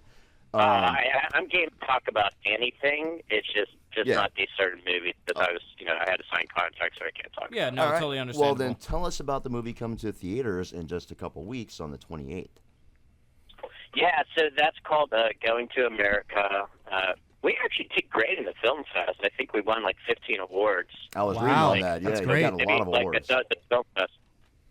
Yeah, and it's actually a dark comedy, so for me, it's not my typical dramas that I tend to do. So it's got Eddie Griffin, it's got Josh Myers, it's got Najara Townsend, and since you guys love horror movies, she's from the movie Contract. Nice. Okay. Yeah, and then it's got Mindy Robinson, which you guys probably know because she does a lot of horror stuff. Yep. And then it has Penny Marshall. And Wow. it's a funny story. Go ahead. No, go ahead. Okay. So it's a funny story of, Eddie Griffin and Josh Myers. They play these mentally insane people, and Eddie Griffin's character thinks he's a prince now who needs to break out of the asylum to find a princess and get this magical kiss. So he breaks out of this asylum with Josh, and, they're just trying to, find this princess through all these different girls. So pretty much all these different girls are just, just slapping them or spitting at them or, cursing at them, chasing them, stuff like that. And eventually he finds a princess to save, but she turns out to be my prostitute. So let's just say my character's not quite so happy that he's trying to make her his princess. So that's my princess. Oh, funny. That sounds hilarious. So when you're so that comes out August 28th at AMC theaters, and as of now, I think we're opening up in 17 different cities. Oh, So- awesome. Okay. Awesome. Now, because of the fact Yeah. we do a lot of horror films and stuff, what is this movie you're doing about Wolf Mother? I got to hear about that one. Yeah, so Najara Townsend actually is in that too. It's funny, like Najara and I, we've done 3 movies now. I remember my very first movie with her was when she was like 15 years old. So it's kind of weird. Like I knew her as a child actress, and now she's like an adult actress. It's kind of weird, but yeah. So it's got her, but it's also got Tom Sizemore in it. So basically, imagine a famous child star. I don't know, we'll just use Chloe Moretz since I worked with Chloe Moretz. Imagine that she gets kidnapped and sold to sex trafficking. Oh, wow. And the world that would revolve, Yeah. And then Najara Townsend plays a prostitute, again, which is really funny, where she's helping out this private detective because she understands the sexual traffic world. So she's helping this private detective find this missing child star. And let's just say that my character, because I don't really want to say too much, let's just say when they meet me, things get very dark very quickly. So Imagine that. Yeah, shocker there. imagine that. With you doing, all these characters and all the people you've worked with, like who's somebody you've worked with on set that you just, I would say like just kind of buddied up with and had so much fun? Was it her?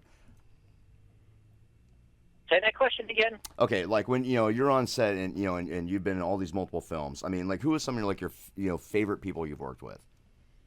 Oh, my favorite. Oh, wow, there's so many. Like, I love working with veteran actors because they're all pros at what they do, and I can always learn something from them, But my all-time favorite, shoot, man, that's a good question.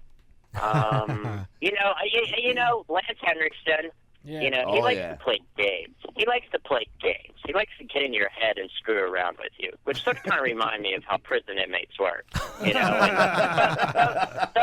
I liked that, because it's like, oh, this is chess. Okay, I can play chess with you, So that was fun. Who else? Eddie Redmayne. Mm-hmm. Oh my God, he's like so helpful. Like he's so kind. Like if you have a problem, he'll actually he's an actor who wants you to do better, and that's probably why he won a freaking Oscar because he's that kind of actor. Who else? I had fun doing improv with Kate Beckinsale because she definitely gave it back to me. All of them. The only time I had a problem acting with was with Chloe Moretz because she's a child actress and I have to play a sexual pervert who wants to rape her. Oh. So that combination. We just tried to keep out of each other's private spaces. Yeah. But at the same time make the scenes realistic. So that was hard. But she's a doll. She's a sweetheart. Now Blake Lively. Now this is a funny story. Well, I don't know if it's funny. It makes me look stupid, but whatever. We do it every show. So I'm on set last day. We're doing the stunt scenes, for, I don't know if you saw the movie or not, for the bathroom and stuff. And I like to do my own stunts. And, the other actors, they have their body doubles, stunt doubles and stuff. But I like to do my own stunts. So I'm getting hit for real through all day, from, 6 in the morning to 6 o'clock at night. I'm just getting punch, kick, hit, So by the end of it, Blake Lively shows up and she's watching, how the scenes are going on, with the director and stuff. And I have for real, tears in my eyes because I'm in a lot of fucking pain. and Blake Lively's like, I want to meet Dave. And I'm like, oh my God. I went to go see her. And first of all, she's a doll. She's a sweetheart. She's very angelic-like. It's like, I don't know, man. I was just crying and bawling, and I was just shy and awkward because it's like, oh my God, there's a beautiful woman talking to me, and I don't know what to say to her. And by the time I did want to say something to her, because, after I went to the, take all the makeup and change my wardrobe and stuff, now I had the balls to go see her, and then she left already. And Figures. Yeah, son of a bitch. Well, now that you've been, now that you're obviously, getting so well known and, getting to work with all these different actors, if you had a chance tomorrow, who would you love to work with that you have not worked with yet? For me, it would have to be Daniel Day-Lewis. He's the most method actor there is. Like, he preps 6 months to a year before he does a role. Wow. I would just love to see his process. I hear that he's totally the character 24/7, Yes. With cast, crew, everybody.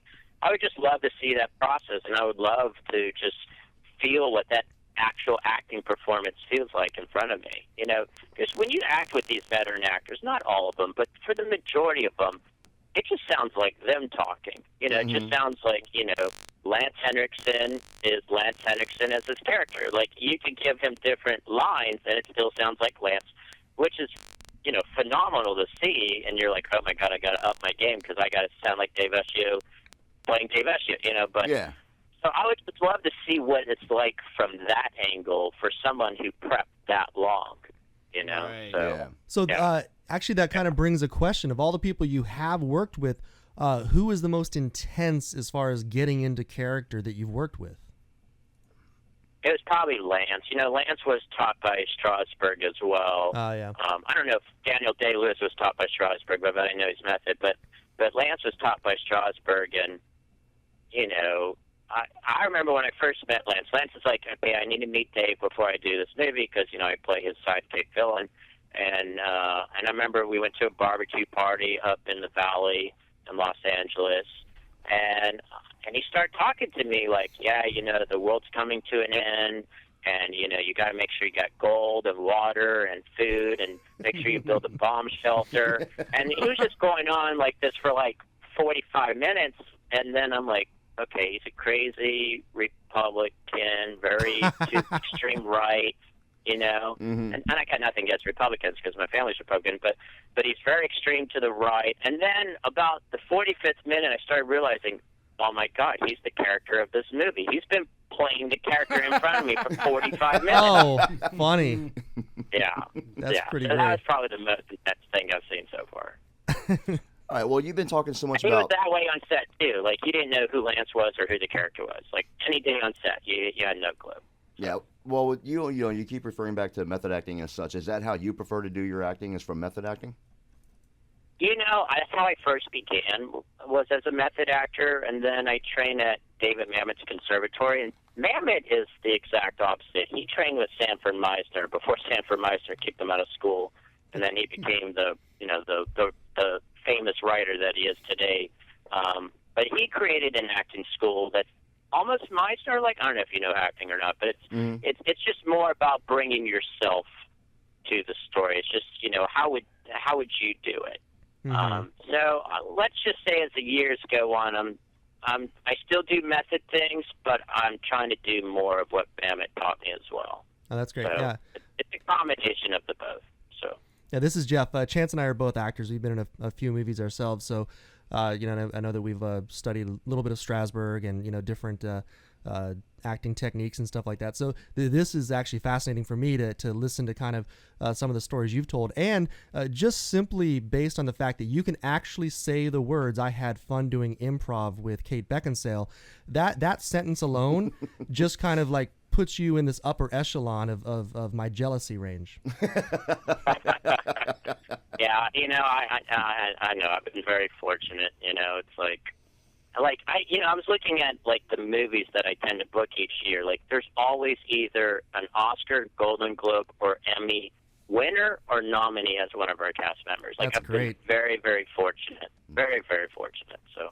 Well, have you ever met someone, like when you first started acting, you ever met like a star that intimidated you because they're like so well known? Like, who would that be for you? Like, for me, Jeff and I both, we've done acting and stuff. Like, if I met Tom Cruise right now, I'd be kind of, starstruck. It's Tom Cruise. What I mean? I have met Tom Cruise before. So, Man, now you're on my jealous range. I did stunt work for Valkyrie, Oh, like, wow. for Nice. the opening scene. Yeah, 'cause they needed real infantry soldiers, so I did that for them. I mean, I hated it for 5 days, but I paid my bills. I'll give you a story about Tom Cruise. Okay. Tom Cruise is probably the hardest working actor I've ever seen on set. I believe This that. guy, so who was the director of Valkyrie? Same guy that did X-Men. What's his name? Oh, Brian Singer. Brian Singer, yeah. So Brian Singer, is setting, trying to set up the scene, and Tom Cruise is out there with his acting coach, walking the same steps that his character's walking, running his lines over and over and over. He must have did it to 50 to 100 times before Brian Singer's like, okay, let's shoot this. Like I've never seen an actor work so hard on trying to perfect a scene before, ever. Most people just go on, do it once or twice. I've seen Al Pacino on set, by chance, because I was on the studio a lot by chance, so I saw him perform. First 3 or 4 takes with Al Pacino, it's crap, but Al Pacino's the kind of actor who likes to work with the director, so him and the director are always trying to make it better. But then from take 4 to take 12, it's Al Pacino, so it's like, but not Tom Cruise. Like Tom Cruise, the very first moment he steps on set for the scene that they're going to start, filming, he's ready to go at that moment. And I've seen him yell at veteran actors saying, you did not work on this scene, go work on this, let me know when you're ready, and then we'll shoot it. Wow. So like, he's a pro. And then the other crazy thing about Tom Cruise is when he walks out on set, like, human beings are just like, I don't know, like he just has this magnetic, charming personality where people just like swarm around him. Yeah. Like he's like the mother bee or something. Like everybody's swarming around him, want to touch him, want to talk to him, want to smile at him. I've never seen that before. It was pretty impressive to see. I don't know. The way you keep going with your acting and getting more and more involved in all these films, I'm sure you're going to be the next one out there getting all this attention. I believe that too. And absolutely. Actually, talking about Tom Cruise and the latest Mission Impossible, if a director came to you and said, you know what, you do your own stunts, I'm going to strap you to the outside of this airplane while it's taking off, what would you say to that? Yeah, I saw that stunt. Because you can actually, I think it's on YouTube and stuff. Yeah. They show you how they make it and stuff, and I was just totally amazed. I'm like, oh my god, he's holding on to the fucking airplane on every single take. Because if he lets go, he's going to be dangling around for a bit, but he's literally holding on. So that was pretty impressive. I'd be game for it. Honestly, I just want to be caught on fire. I remember. Oh my god! I did a commercial Okay. for a company called Film 4, which is a British company, British film company. And I remember we had stunt guys on set, and one of them had to be caught on fire. And I'm thinking, why can't I be caught on fire? It's funny that you say Yeah, that. 'Cause, go ahead. well, last week we had John Fallon. Oklahoma Award, Award. and last the week, week but John before Fallon. that we had John Fallon on, and they have both actually, as directors, offered to set me on fire. Yes. And we can't wait. So we have 2 movie directors right now that just strictly want to set Sean on fire. Yeah, we have 3. So now we have to swing Dave to come. Yeah, Dave and has we can to do come. a 2 for 1. Yeah, for we one. could, we could, Dave, get we set could on both fire be with on Dave. fire. We could both be That's set on cool. fire. That's very cool. Now I'm getting jealous. All right, Dave. Yeah, this is X. My question is, you've been doing these villainous roles. Apparently, you're going to continue to do these villainous roles. In the future, what would you like to actually like play? Maybe like a villain in the Marvel universe or DC or any kind of serial killer. What part would you like to see later on, or would you like to do? Yeah, it's really funny. This industry, has changed so much, because of the internet. Just like the music industry changed, just like the book industry changed. And the one thing I've noticed, and I have nothing against studio films. Maybe it's just I'm old now, because I'm 45 years old. Maybe I'm out of the demographic. Hey. I just don't like studio films that much anymore. It seems like it's becoming this formulaic thing that, I don't know, maybe it's always been this way, and I always enjoyed it when I was younger, but now I'm older, I just don't enjoy it.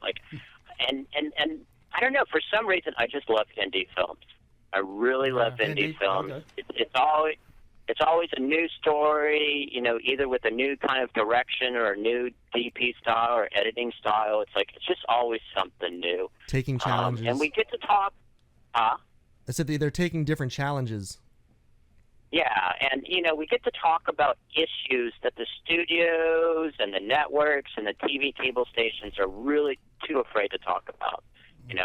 We actually get to talk about child rape. We actually get to talk about sex trafficking. We actually get to talk about, how people abuse, disabled children. Mm-hmm. We actually get to talk about stuff that everybody else is too afraid to do, and I get why they're too afraid to do it because most people will just not be into it. Yeah. But I don't know. Like the more I do this, I don't know. Maybe I've just been cursed because I get to act with these great award-winning actors, and a lot of them tend to do these indie films, and now I'm just learning. The easy. Well, I wouldn't say the easy way, but I'm just learning quickly that maybe I just like this realm better than the studio realm. But there is a book that was turned into a play, that was turned into a movie in the 1970s. It's called The Collector. I've always thought about maybe being the villain in that book, for a film in the future. So it's about a guy who collects butterflies, but he happens to turn his eyes on I think she's either high school age or college age girl, and he decides to collect her. Oh, wow. So yeah. So I've always thought about doing that. Like the one thing I am learning now is I know how to do social media pretty well, but I always need to learn how to do better. I'm learning how to do media. I'm always trying to learn that better. And the more I do this, the more I realize maybe I should start producing as well. Because if I know how to do all these facets, then I'm thinking about that too. I may start producing in the next decade or so. Right. Well, I was gonna say, We'll see. yeah, absolutely. I mean, why not? I mean, you have more than enough talent, more than enough experience. You've been behind the scenes, in front of the scenes so many different times. I mean, you know the ins and outs. I mean, definitely, I could definitely see that, you producing a future film, and actually in the near future, really, I could see it happening. Yeah.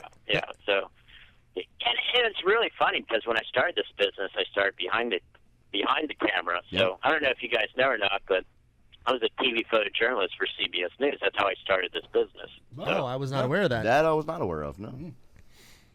Yeah. So I've been in this business for a long time, just on the other side of the camera. Wow. So, I was going to say, is there really anything you haven't done in film? I mean, besides the producing, obviously, but I mean, from acting to stunt work. Speaking of which, with the stunt work that you have done, is there ever a time that you've done your own stunt and actually got hurt? oh, all the time. Every single time I do it. I just don't admit to it. No, I'm good. The worst. Yeah. Oh, is that a lip? Oh, no, it's not a lip. I just have a bad knee, That's some fucking limping. I fucking hurt myself. Awesome. Oh my God. But that's why I love to do it, It's like, because I don't know, I wrestled in high school. I wrestled 3 years in high school. I joined the infantry when I was 18. Now, I'm just a very physical person. But when you're at the age of 45, there's not really many things you can do to be physical like. Well, it just hurts a lot It hurts a longer. lot more. But stunt work gives me that opportunity. So, what did you say? I'm sorry. I said no. It just hurts a lot longer. Yes, it hurts a hell of a lot longer. Yes, it does. But see, everything that you've done, everything And that. sometimes too long. Oh my God, I hurt myself once. I was literally out of commission for a year. So A year? What caused that? it's my own fault. I did 2 movies back to back where I had to do stunts, and the second movie didn't have pads on set that day.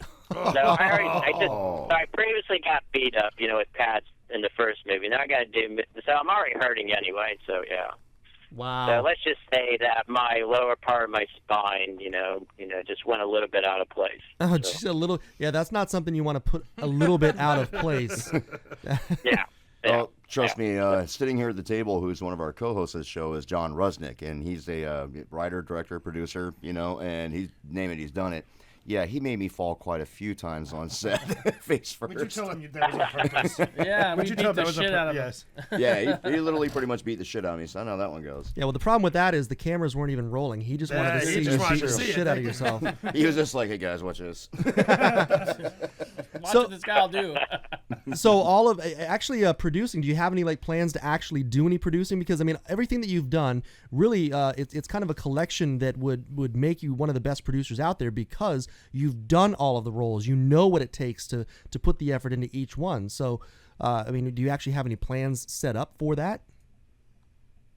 No, not really. Not really. Right now I just really want, I'm good at social media.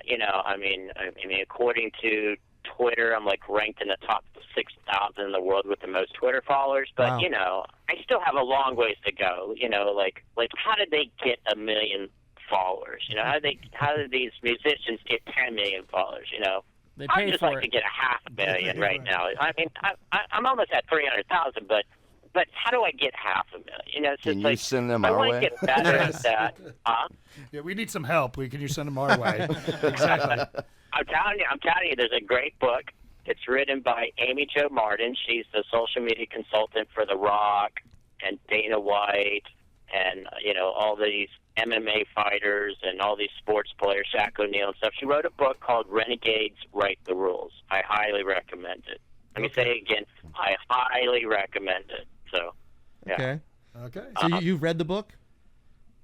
Oh, I've read the book and I used the book.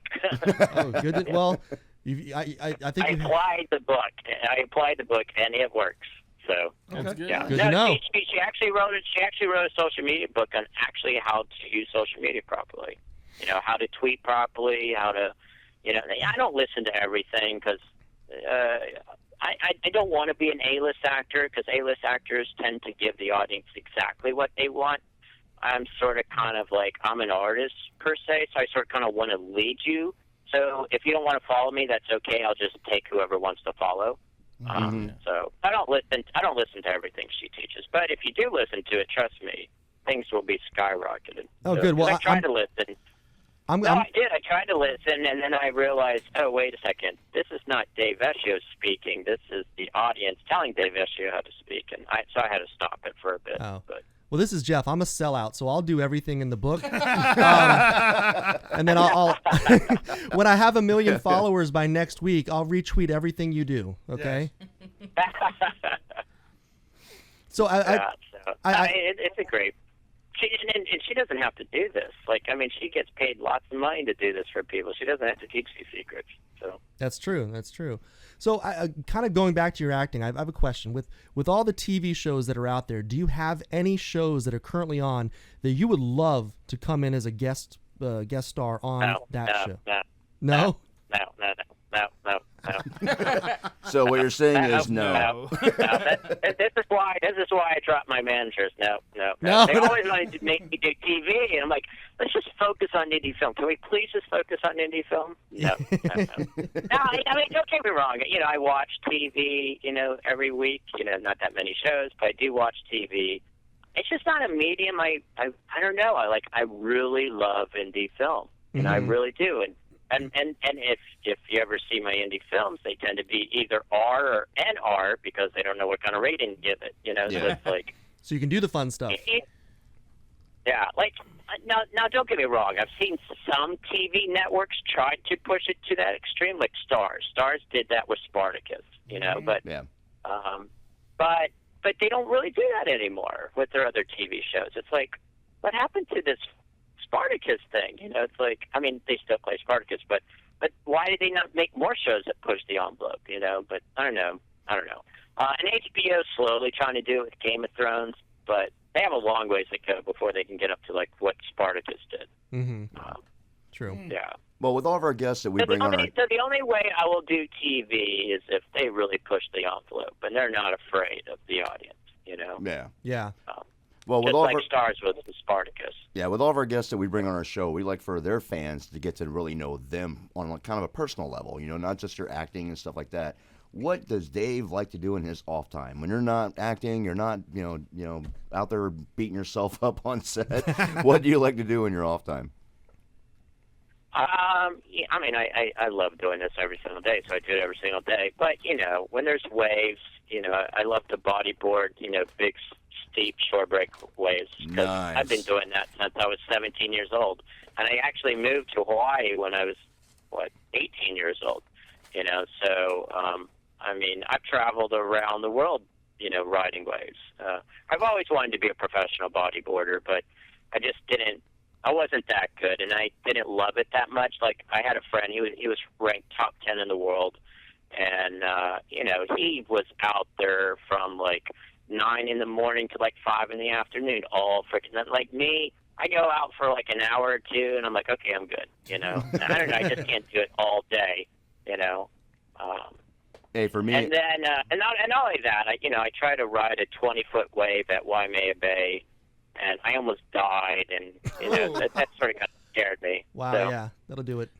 now I am officially jealous now, because this is Chance. I love bodyboarding. I've done it since I was a kid. I grew up in Sarasota, Florida, raised on the beach all my life. Hey, you guys are located in Florida. You guys are in Florida now, right? Oh, Yes, yeah, we are. Yes, we're in Sarasota, Florida at Are you 5 Minute Studio. Are you guys on the Atlantic side or the Gulf side? We're on the Gulf. Gulf side. Beautiful, Okay. beautiful My 1 foot parents- waves. My parents actually live in Cocoa Beach, so Nice. I know Sebastian Inlet's right there. Oh so. yeah, sea bass. Yeah. Well, you know what? The next Yeah. time you get down this way, you have to let us know, Give and we us can a hang call. out or bring you in studio or something. Yeah, we can all just go to That'd Ron. be cool. That'd be very cool. We'll all just go to Yeah. Ron John Surf Shop together and go out bodyboarding. Hey, I'm down for that. Yeah. And then I think I actually had I think it was Tubes who shaped my board. I think it was, I don't know if it was, it was sent to me to Florida. That's right. I was trying to remember if they shaped it in Florida. No, they were sent to me in Florida. Oh, okay. And then what else? I love climbing mountains without gear because, I'm ex-infantry, and that's what we used to do, so I love Without to do gear. that. You're a daring man. Yeah. That's Yeah, and I love tracking wild game without a weapon. Like, I don't want to hurt them. Like, I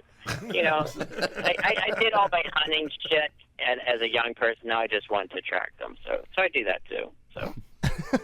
okay. You have your man card must be full because Yeah, you're gonna be famous for a whole different reason eventually instead Yeah. of the acting. Well, and I don't know. I was a very scared kid, and then one day I realized, if you just face your fears, it's actually not as scary as you think it is. Well, So, when you first, I'm just constantly just trying to face my fears in life. So. well, like when you first started acting, I mean, did you have a sense of fear like every time you got ready to get in front of the camera, or and you did that to break that fear? I'm scared shitless of acting. That's why I'm an actor. It scares the crap out of me. Every audition scared the crap out of me. Getting on set, it all scares the crap out of me. So what's the scariest thing to you now? I mean, you faced your fears on all of these other aspects of your life. What right now do you consider something that really just still scares the shit out of you? For acting? No, just in general, like in life. Oh, in general? Oh, I mean, sharks scare the crap out of me. That's why I bodyboard. Waves, big waves scare the crap out of me. That's why I charge them. Especially the bigger, the steeper, the better. And if you drown, so what? I mean, I've almost drowned a dozen times in my life. I'm still here. So. Heights scare the crap out of me. That's why I climb mountains.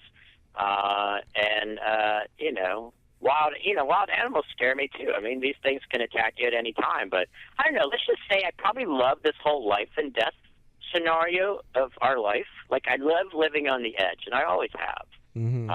And I don't know. Like, I don't know if I could say this is a fortunate thing or a bad thing that happened to me, but when I was 7 years old, I was with my dad, and we were driving down a country road in Texas, in North Texas, and I actually saw this motorcycle guy try to bypass this car, but he hit this car head on, and he flew over the car with his motorcycle helmet on, and his head with the helmet hit the road, and he broke his neck, and he died right there in front of me. And Oh, I've wow. always been fascinated with life and death ever since that moment. It's just like, where did he go? He was just here, now he's gone. And I don't know. So for me, I just love to always be on that edge of, life and death. Now, don't get me wrong, I don't want to die, but I just love being on that edge, just to see it, to feel it. I don't know, for me, I feel alive when I'm on that edge. Yeah. Like, that's the only time I feel alive. See, I don't take that as a death wish. I think that's more of just the thrill of having cheated death. Yeah, it really is. Yeah. It's going to the extreme to get that adrenaline push. That's why we ride roller coasters. Yeah, I mean, seriously. I mean, like Sean and I both, we're former military, and stuff. And we also, when we talk, our background stuff very similar for doing just off the wall stuff that we know could have got us hurt or killed. Oh yeah. But we did it anyways. And I think like with you, it's the same way. You're just certain people are just wired that way. That's just how we are. We got to find that next level rush. And then for you, it moved right into acting for you. Get in front of the camera, something you're scared of, and now you're succeeding at it. I think that's probably why I want to get set on fire. Yes. I do. I really do. So he does too. Every time I see someone get set on fire in a movie, I'm like, damn it, why can't that be me? See, I think that's why people get in relationships, is they want to live on the edge of death. The new extreme sport, marriage. Well, Dave, you have been an amazing guest. Thank you so much. And before we let you go, what we do with all of our guests is we put them on the spot, and we ask them to do a soundbite for us. Just say your name and you're listening to Dead X Radio, and then whatever horrible thing that you would love to say about us, just wing it and go for it. Are you down for that? It has to be horrible. Well, no, whatever you want. Whatever you want. I mean, I say that in jest. So, but it's right. whatever you want. Okay. All right. Oh my God, you're putting me on the spot. Oh my God. Okay, let's go. Okay. When am I ready? Now? Now. Action. What? Action. All right. My name's Dave Vessio, and I'm here on Dead X Radio. And let me tell you, these guys are a fucking bastards. They keep on asking me these personal questions, and I just don't want to fucking answer. That was amazing. That was perfect. Perfect. By Thank far you the so best much. one yet. By far the best one yet. That was great. We love it. All right. Well, Dave, thank you so much. And wait, real quickly, before we let you go, is there anything you'd like to promote out there before we let you go? Websites, anything else? No, yeah, I've promoted already. There's no reason to repeat it. All right, man. We got to have him on more often. I love this guy. Anytime you're doing something in the future and want to promote, just give us a call. We'll be happy to have you back on. Oh, for sure. Yeah. For sure. This is a blast. And when you're down here, I love these kind of shows. So. And when you're down here in Florida next, you need to come by the studio and hang with us. Yes, no doubt. Yeah, definitely. Yeah, I may be down there in January. We'll see. All right, good. All right. Let us know. We'll take you out and get you drunk. All right, And set you on fire. And set you on fire, exactly. All right, thanks. But we have to film it. I have to be in a movie. Okay? All right, I'm well- just not getting set on fire to get set on fire. I'll shoot John. it. I'll John, shoot yeah, it. John Rusnick here. We'll It's write a a deal. movie. Hey, We'll write a this- movie just called "Setting Dave on Fire." This is Setting Dave on Frightmare. fire. This is Frightmare Production Studio, full working production. It studio, is a full so, movie. yes. Yeah. So careful what you ask for. All right, Dave. Thanks. Talk to you later. Hey, thanks, guys. Have fun. All right. All See right, you, John. bye. He was awesome, man. great. He was cracking me up. That was hilarious. Can you imagine we bring him down here and we actually get to set him on fire with Sean With Sean. I the know. best. and then turn around and that would be the moment that it goes awry and we're known as the people that kill I got He loved avoiding death. We just didn't We just do pushed the him over avoiding edge. part. We just took him to the edge. Well, we took him to the edge and then we pushed him over. Pushed him over. Right over the edge. I wouldn't want to do that though, man. He seems like a really great Nah, guy. he's a He's a great great guy. guy. Actually, I hope he does come down in January because I'd love to That'd be meet him awesome. in person. He's Yeah, no doubt. Well, we've had quite a few guests so far. I mean, who wanted to come down and hang out with us. Michael Perez talked about it. Yep. Oh, yeah. Natalie Byrne. have a Nick barbecue. Corson. Yeah, have a big barbecue. You know, Barbecue. Yeah, buddy. Irish barbecue. yeah, you or know, our buddy David We could do the Sokolov. barbecue off of Dave and Sean. Yeah. Yes. We could be like Marshmallow. Hold still. I'm trying to grill my steak. well, you know, Fuck you, I'm on fire. back Do you know how hard it is to roast a marshmallow when they're rolling and screaming? back to his acting. I have never heard an actor talk about how deep and deep and deep that he goes into his characters. It's like deep and deep. And Yes. I mean, he's talking about guys that he met were real perverts and real rapists. And, Yeah. and he went. And he's like deep into his craft and deep into their psyche. I didn't know what it was so much I wanted to say, but it's not enough time. But that, I mean, Well, you have to jump right in on this show because Yeah, I try. I don't want otherwise to these fuckers will over talk the shit out of you, and you gotta fucking jump in. I start to say something. Jeff goes, ah! No. I only did that because I saw you trying to say something. I was like, no. But yeah, man. I mean, dude, that guy's serious, hardcore. You can tell he obviously loves the indie movies. Yeah. Because he can bring these deep bellows Yeah, and and Right, like into you these said, characters. Hollywood won't let him do that. Yeah, because so. it's the big studio films. That's what I meant. Studio yeah, films the big won't. studio film. It's cookie cutter. They spend like a week shooting one scene. It's like they want that perfect delivery.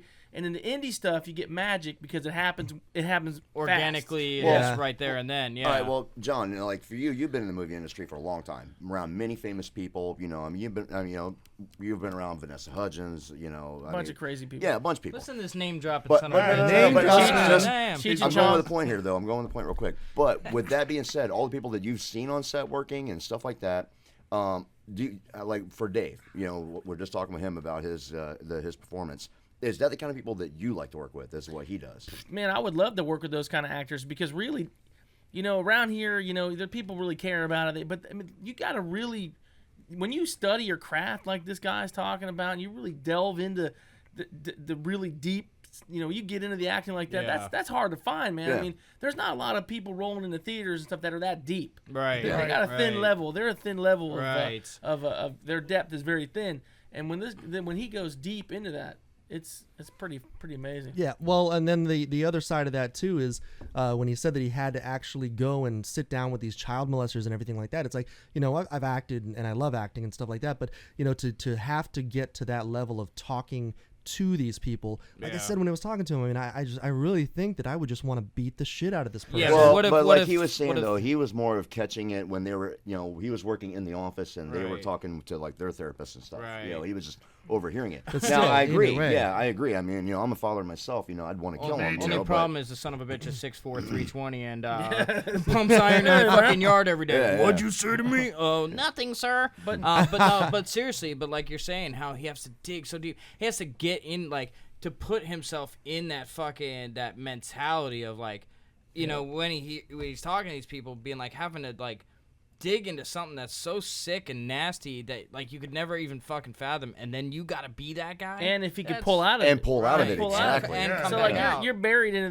this sick, nasty dude who thinks that's everyday cool. Like, hey, Right, like but it's he's normal. Yeah, and you got to get in that mindset that's like, I want to do this to children. I want to rape women, and like, and all, Right. it's like, and then be like, hey, everyone And should then when think they that's go, cool. okay, we're done for the day. Yeah, All right, and they cool, pull yeah, out of it. boom, yeah. I mean, Yeah. that's that go in a funny thing. It's like Tropic Thunder. Remember when he's like, I'm a dude playing a dude disguised as another dude. yeah. It's like they kind of went on that deep delving into the character where it's like they literally became that guy. Right. Yep.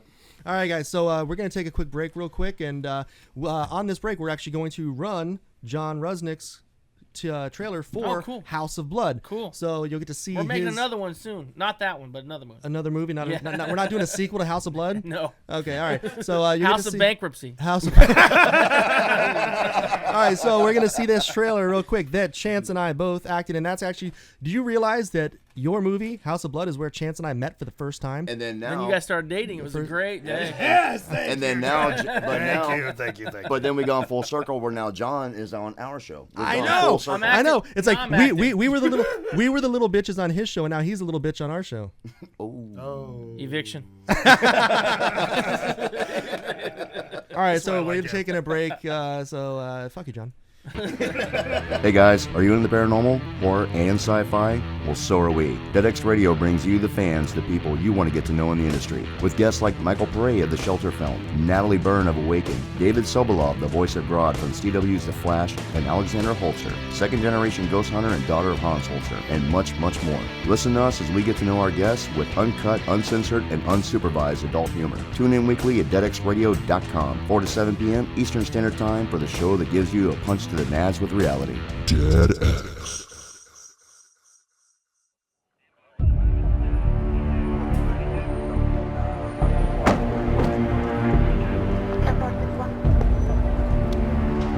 Found another dead girl.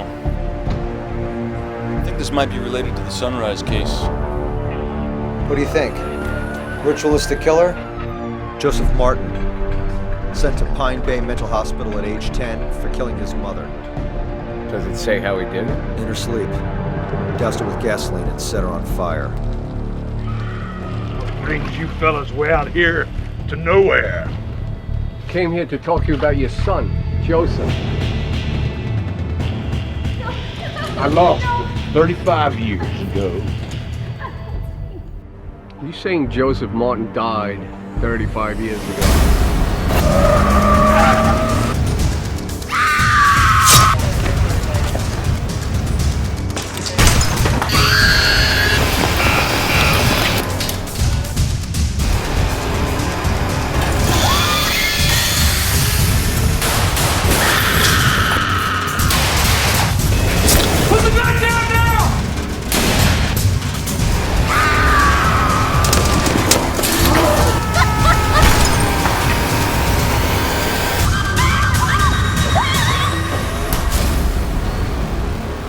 My son is not of this world.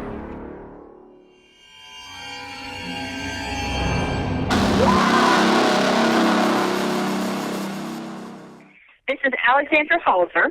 You're listening to the Bad Boys of the Paranormal of Dead X Radio, so tune in and don't miss their show. Woo! Yes. Thank you so much. That was beautiful. Perfect. This is Michael Foray, and you're listening to the Bad Boys on Bad X Radio.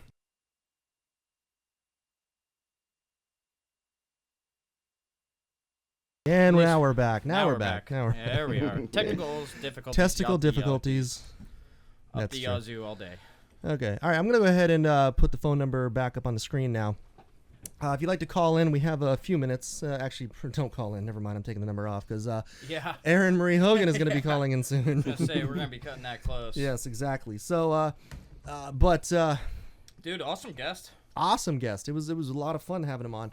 And I really actually hope he does like contact us in January when he comes in town because it sounds like he'd be fun to hang out with. Yeah, absolutely. Not only that, but like the fact that he wants to get set on fire. How awesome is that? Because I want to be set on fire too. So I know. I mean, it's you so funny. did not want to be set on fire. We're doing it. Initially, no, I did not. But I said, "Fuck it."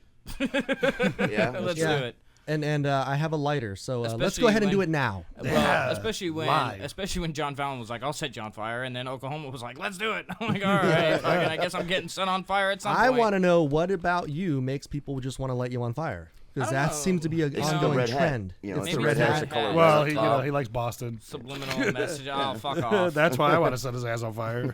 Oh, because he likes Boston? Yeah. Plus, we know him. He's a dick. Now that I can't argue. Exactly. But the awesome thing is about him too. I mean, here's a guy who, he had a bad time in his life, and when he wound up in prison, he spoke about that on air.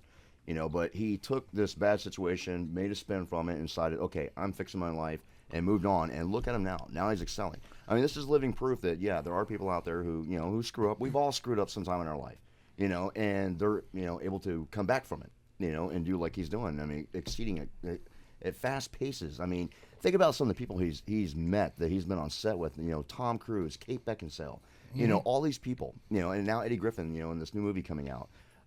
It's just amazing. I mean, this guy is really just taking that bad situation and say, you know what, fuck that. I'm not going to be that way. Boom. And now he's excelling big time. Well, I kind of want to even take this a little bit further because there was a discussion on my Facebook earlier this week where we were kind of talking about, motivation. Now, I won't get into the specifics of the actual topic because I know that's going to polarize a lot of people and everyone's going to have their opinions about it. But I mean, when it comes down to motivation, you get handed a lot in life.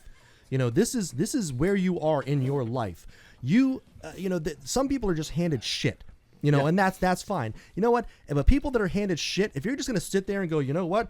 I'm handed shit, so I'm just going to, accept it and be like, oh, woe is me. I can't do anything about it. Or if you're handed shit and you don't like the shit and you're going to get motivated and get out there and do something. Someone like him who was handed, he handed himself shit because he did it to himself because he was a criminal. But, I mean, still, he had a shit situation. And most people in a shit situation are going to just accept it and then, they're not motivated enough to get out there, change their lives, and do something better with themselves. Yeah. So, someone like him or other people that I know that are in a shit situation that they can turn around and actually make something of themselves. You don't have to have this immediate satisfaction out of what you're doing, because nothing is immediate, but you work towards something. Everything takes work. As you're working towards that, you know you're going to fucking get it because you're pushing, you're motivated, and you have that passion for it. People with no passion, they're just going to sit back and go, wow, you know what, I'm fine just sitting here smoking my weed and being like happy, having nothing, and, you know, all of this other shit going on in my life. Just give me more of it and everything like that. You know what, fuck you. You're not entitled to shit until you get out there and work for it. Thank you. Then there's the other side of that coin. You bust your ass and you work, you don't get shit, so you end up hanging yourself. Wow, way to take this way horribly Hey, it's bad. the truth, brother. Sometimes you fight, and you just can't get out of that hole, too. Yeah, well, you didn't fight long enough. Yeah. Yeah, I mean, well, the thing is, I mean, we're all my buddy right here. I mean, the thing is, I mean, we're all different. We all have our different perspectives and our outlooks on Yeah, what we want to Jeff. do. I mean, like, you know, like we were joking around, like when we first talked about doing this radio show. You know, Yes. and I'll be straight with our audience right now. Have you been gay the rest of the time? We talked about doing this. Yeah, just put the hand up. So we talked about, you know, doing this radio show, and we formulated, you know, everybody together on it, got it set up, and now we're growing exponentially with this show. Yes. Yes. You know, at first we were thinking about this is going to be a show that's going to be just paranormal, you know, because we do paranormal investigation stuff, and then we're like, you know what? No, because we love horror, we love sci-fi, everything else. You know, let's add that in as well. You know, and the good thing is, because of our background connections and stuff, you know, we're able to land, you know, some named guests to come on the show and stuff. But our show just keeps growing and growing and growing. Yes. I mean, you know, we had one of our Like an infection. yeah, exactly. One of the, you know, we're just like gangrene. But one of our fans like was talking about how they were walking through like Walmart just a few days ago, and they heard people in Walmart walking around talking about our show, and they thought it was hilarious. They're like, "I know these guys." You know? Hearing stories like that where people are out and about and they're hearing other people talk that are like not even associated with them about us, and we're a bunch of hacks. That's only because we owe them money. True story. Yes, that is true. You hear about those guys? So the whole time, Chance, you've been talking, Sean in the background of your camera has been strapping himself. Yeah, He's restrained. Restrained. First thing I guess I just want to say is thank you for restraining yourself. Oh, I have to. I know that doesn't happen often. That is true. It does not. You're not very restrained in your I'm like, candor. You know, I feel like this guy right here in the chair.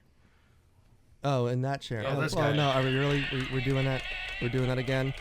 Or he's dancing. He's not getting electrocuted. Hey, he's shaking it, man. He's twerking. He's twerking. Woo, see, he likes it. He likes it. Okay, Sean's. No, don't do it again. No, Sean's turn. Okay, now you dance. No. Yeah, shake around in the chair like that. Way to let our fans down. Come on, Okay, baby, they're light my fire. Hey, listen, as long as I'm not restrained while being set on fire, we're good. Oh. All right, so this reminds me of something that stories you've told me about, you know, in the bedroom. Whoa, Hey, these may come in very fucking handy at some point. You know, you know, for all you ladies out there. Chance, make sure you load those. Did you just look at the dog statues when you said all you ladies? Sean just went 50 Shades of Turquoise again. So. Oh man. So okay, can you explain to me why you've got the restraints on? I don't know. John just handed them to It me was and said, time. Here, It was put 'em time. on. Okay, then John's the one I need to thank. Yeah, it was time. It's time. You know, he's itching a lot, and he's gonna break out in another rash again. Yeah. There you go. Oh man. You know, that's the weirdest thing about, like, you know, the fact we do our show at John's studio, you know, here, and it is a full working size production studio, that there's so many props that you have, you know, around you to just mess with and shit. And of course, John likes to surprise us once in a while with these different props and stuff. Like coming to you live from the state penitentiary. Yeah, that's gonna happen. That's gonna happen. That's gonna happen. Okay. Yeah, we can't get into detail. We're just working on a new location for the show, and we'll leave it at that. Temporary. A fun location. Temporary fun maybe location. maybe with two shows. Maybe two shows. Maybe two shows. Or But we'll bring it it'd back. be like a special event, you Right, know, yeah. special event Yeah, type thing. Yeah. Yeah, So, absolutely. all right. So, the state is that because we're talking about serial killers and you know their jail and side it's of cool. it? It's just fucking It's a cool thing. It's just Hey, fucking cool, prison's man. not cool. Fake prison sets are really cool. Oh, I think we just fucking. Orange is the new Dead X. Yes. That's what we've come up with. That's what it's called. That's what it's called. Okay. You know, I tell you what, too. I mean, like when we were, I you know, hate it. whenever we were in the House of Blood with, you know, John Rusnick, when we were on set, some of the sets that he built were just incredible. I would say, you know what? Actually, I would say probably my favorite set piece was for the cutter for his actual room. Oh, his little surgical room. Yeah, his little surgical room. Nuts. Yeah, that was pretty nasty looking. This it's one of those things like, for me, I was very, very new to being in film and being on set and stuff. And when I walked on set, I actually had that moment of like, holy shit, this is cool. I'm just looking at everything, and I got to touch everything and check all the props out. Yeah, it was crazy. Built that for a whole other movie. That's it just happened to, the story. Yeah. Build it for a whole. Yeah, but the movie. listeners don't. We're not. It's not just us talking here. Well, John had actually built the set for another movie that just happened to fit into the realm of a sequence that was coming up in the film of House of Blood. It was basically the original concept of the film. Chance was going to star in that, and so was Jeff. It was called 3 Men in the Navy. Oh, it followed 3 seamen on their journey. And it was pretty amazing. It was we couldn't afford to shoot that. I don't think amazing is the word you're looking for. Well, we lost our third character, so it just ruined the whole 2 Men in the Navy. Just it's because it's that head. That was the third true, character. He died. Like you said, how Chance wanted to go in there and touch everything. That's why he's not allowed at the strip clubs anymore. Exactly. Exactly. Funny. So, Hashtag how I'm actually known for putting people on the spot like I do our guests and everything Titty like belt. that. No, not titty belt. I'm going to put John Resnick on the spot right now. Yes, do it. I do love it. it. You ready? Yes, Okay. under fire, All right. buddy. So, House of Blood. Yeah. Since we obviously this show is talking about serial killers, and House of Blood is the backstory is a serial killer. I would love for you to kind of and really just because I want to know what is the motivation, or kind of how did you come up with your character and the whole process. That was the reverse engineering process. The story. I can tell you what he is now. You want me to tell you what he is now? I would love to hear what he is now. Well, as a child, he was abused by his mother, strangely enough, and it kind of gave him a psychosis of being a self-inflicted wound, self-torture. He was a cutter, basically. Mm-hmm. So when he was 10 years old, he got so sick of his mom. He got so jacked up from his mom. He went into her bedroom and poured gasoline all over and lit her on fire. So he killed his mother. They sent him to a mental hospital. Most children mental hospitals, all weird. You've seen the old stories. Yeah. Penhurst and shit. And they sent him there as a kid. The story is that, they tried to lobotomize him, which jacked him up even more and made him more of a self-mutilator. Well, he broke out of the mental asylum years ago, and this young stripper girl met him, and she kind of control like his mother did. She took over that role of an abusive. Kind of like a handler. Yeah, like a handler, like an elephant. You smack an elephant, and say, "Get down," and they listen to you, even though they're 10 times bigger than you. So she controlled him with anger and cut downs, and bringing him down. The way I control these guys. Exactly, how you keep the show going. Yeah. And anyways, so now it's he's a 40-something-year-old dude. He's he's a little bit younger than Chance. And only because I looked at it, I had my brain. If I looked at you, it would have been Jeff. Yeah, I look good. For no, it would have been Hillary. But now he's being controlled. They're kind of using torture as an entertainment, sort of like a hostile kind of situation where he's kidnapping these women and he's torturing these women for rich people's pleasure, sick, twisted fuckers, and eventually she pushes him so hard that he gets sick and tired of the abuse. He kills his handler, and kind of just goes berserk. Just goes on free reign at that point. And then by then the police have found him, and he's caged in this closed down medical facility. Don't tell us the ending. And then well, anyways, then he does a bunch of weird shit. And then they click their ruby red slippers. But Chance and Jeff do die in the movie, right? They do die quickly. Yes, actually, I died multiple times. Chance died over and over and over again. Yes. But yeah, as you know, that thing didn't have. We just started with a guy who just had a mask on, and we had no rhyme or reason why. And he evolved into what he is now. So when you watch that film, you kind of have your own interpretation. You watch and go, this guy did this guy did that. A lot of people find shit in it that it wasn't even there even. Yeah. And that's what acting does, People are seeing stuff in the character that might not even be there, and the director might not even been thinking about it, but the acting pulled out that weirdness that makes you think maybe this went down and maybe this happened to him in life and blah, blah, blah. And everyone got their own, just like anything. You say, pink room with a monkey in it, and everyone's got a different idea in their head what that monkey looks like, what that pink room looks like. Yep. It's It's like when I first met the guy who played the Cutter, and I remember back then he didn't want people to know his real name who played the Cutter, so I won't say his name. Yeah. We'll just call him Big Guy for right now. The big guy who played the Cutter in the film. Knew him on set, hanging out and talking with him. Great guy, I'm friends with him. Funny guy, really nice, down to earth. And then like when he got into character for that movie. And now, of course, I'm doing like one of the stunt scenes as one of the SWAT guys who gets killed by this main bad guy, right? Now, in my mind, of course, I know this is acting. We worked this out step for step, how everything was going to work. But when he actually like came on set and I saw how we have a big guest he going was, in. It was intimidating. He was put on. You such are a great live on with Dead X Radio. How are you doing? Hey, how are you? Fantastic. Hello. Is this Erin? Yeah, it is. No, I'm kidding. Are you serious? How are you doing today, Erin? I'm doing good.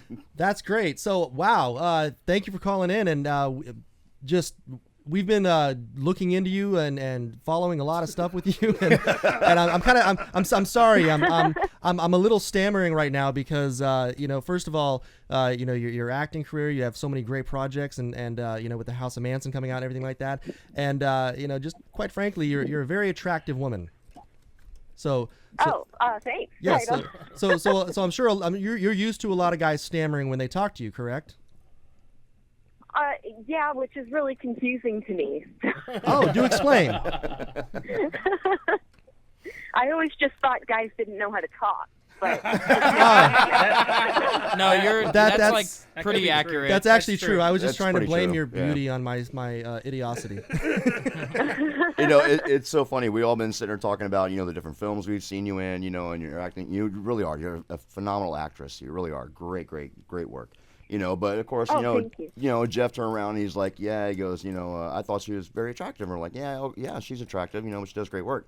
And even him saying that, he stammered, which is hilarious. I mean, the guy, I don't know why. You had such an effect on Jeff on our show. I don't know why. Yeah, it's crazy. I'm used to talking to beautiful women all the time, but I guess you're just like way up there. Oh, well, I feel special. You should. And I'm glad you're kind of far away because that's a little Yes, weird. exactly. And that's what we were hoping for. Yes, exactly. You called that right. All right, now all the kidding and messing around aside. All right, now number one, we were just talking about serial killers earlier on our show today, and of course we know you played in the House of Manson. Can you tell us a little bit more about your character and your role in that film? Yeah, I actually portray Linda Kasabian, and Linda was a part of the family for a short period of time.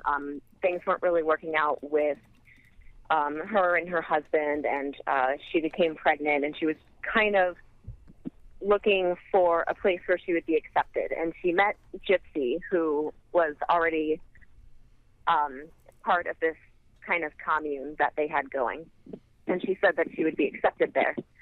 So Gypsy brought her in. Linda went there and met everybody. And it's kind of weird because in everything that I've seen, it's hard to track Linda down because she ended up turning and being the key witness for the prosecution.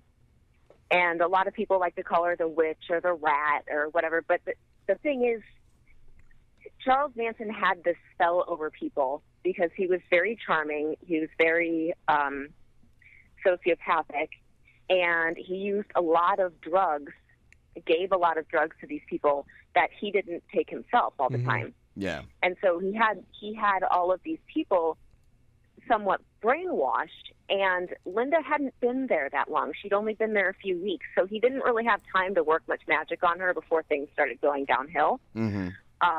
So she didn't have as much loyalty to these people as the public likes to make it out that she did. Mm-hmm. So she went there. She was accepted there. It turns out that Mary Bruner and Linda Kasabian were the only people with valid driver's licenses, and Mary Bruner had been arrested. So when Charles Manson decided to instruct his members of his family to go and to kill these people, Linda had a driver's license. And so probably the worst choice he ever made was putting the new girl in the middle of these murders. Yeah. Yeah, we So, see how yeah, well that by- worked out for him. Exactly. Yeah, yeah. So Yeah, so by all accounts, she drove there. She drove away, Mhm. and she went to she went to 3 different locations. Charlie put her in charge of killing one person, and she knocked on the wrong door and then told Susan Atkins and the other person who came with them that the person wasn't home. So they didn't kill him. And then she also drove to the Tate and the LaBianca house. Wow. So, what type of preparation did you do for this kind of role? Like, what kind of research did you go into? I went into everything I could find. I watched every documentary I could find. I did stay away from previous portrayals of Linda. Yeah. Just because, I've seen, we've all seen Helter Skelter and things like that, but I tried to stay away from reenactments and just try to find as much possibly factual data as I could. So I read everything I could find. I read her testimony in court. I watched a documentary that she did a little while ago. It's really hard to track her down because obviously she's hiding, and I would be too. Where she kind of gave her version of how things went down, starting from when she was with her husband through when everybody was arrested. And so I looked at that. Her whole testimony is available online. I read all of her testimony, but it's very, very hard even to find video of her speaking to the press or anything.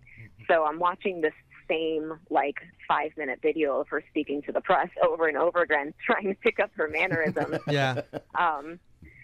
So it was a little weird. And, obviously you speak differently when you speak to the press, but just trying to come up with any little things in her speech or facial expressions that she might make that are specific to Linda's. This woman is still alive.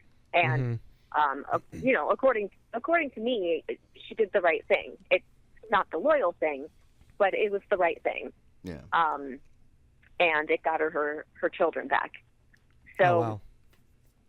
yeah. So, she's still alive, and I want to do as much research as I can. She was impossible to get a hold of. And of course, after we shot, then one of her neighbors started following me on Twitter and was like, "Oh, Linda just got a new car." And I was like, "Where were you?" Oh, wow. 6 months ago. Really? 6 months ago, I was trying to find Linda Kasabian to sit down and have coffee, and I can't find her. So, Have you found her yet? Have you actually had that chance to sit down and have that coffee with her? I haven't.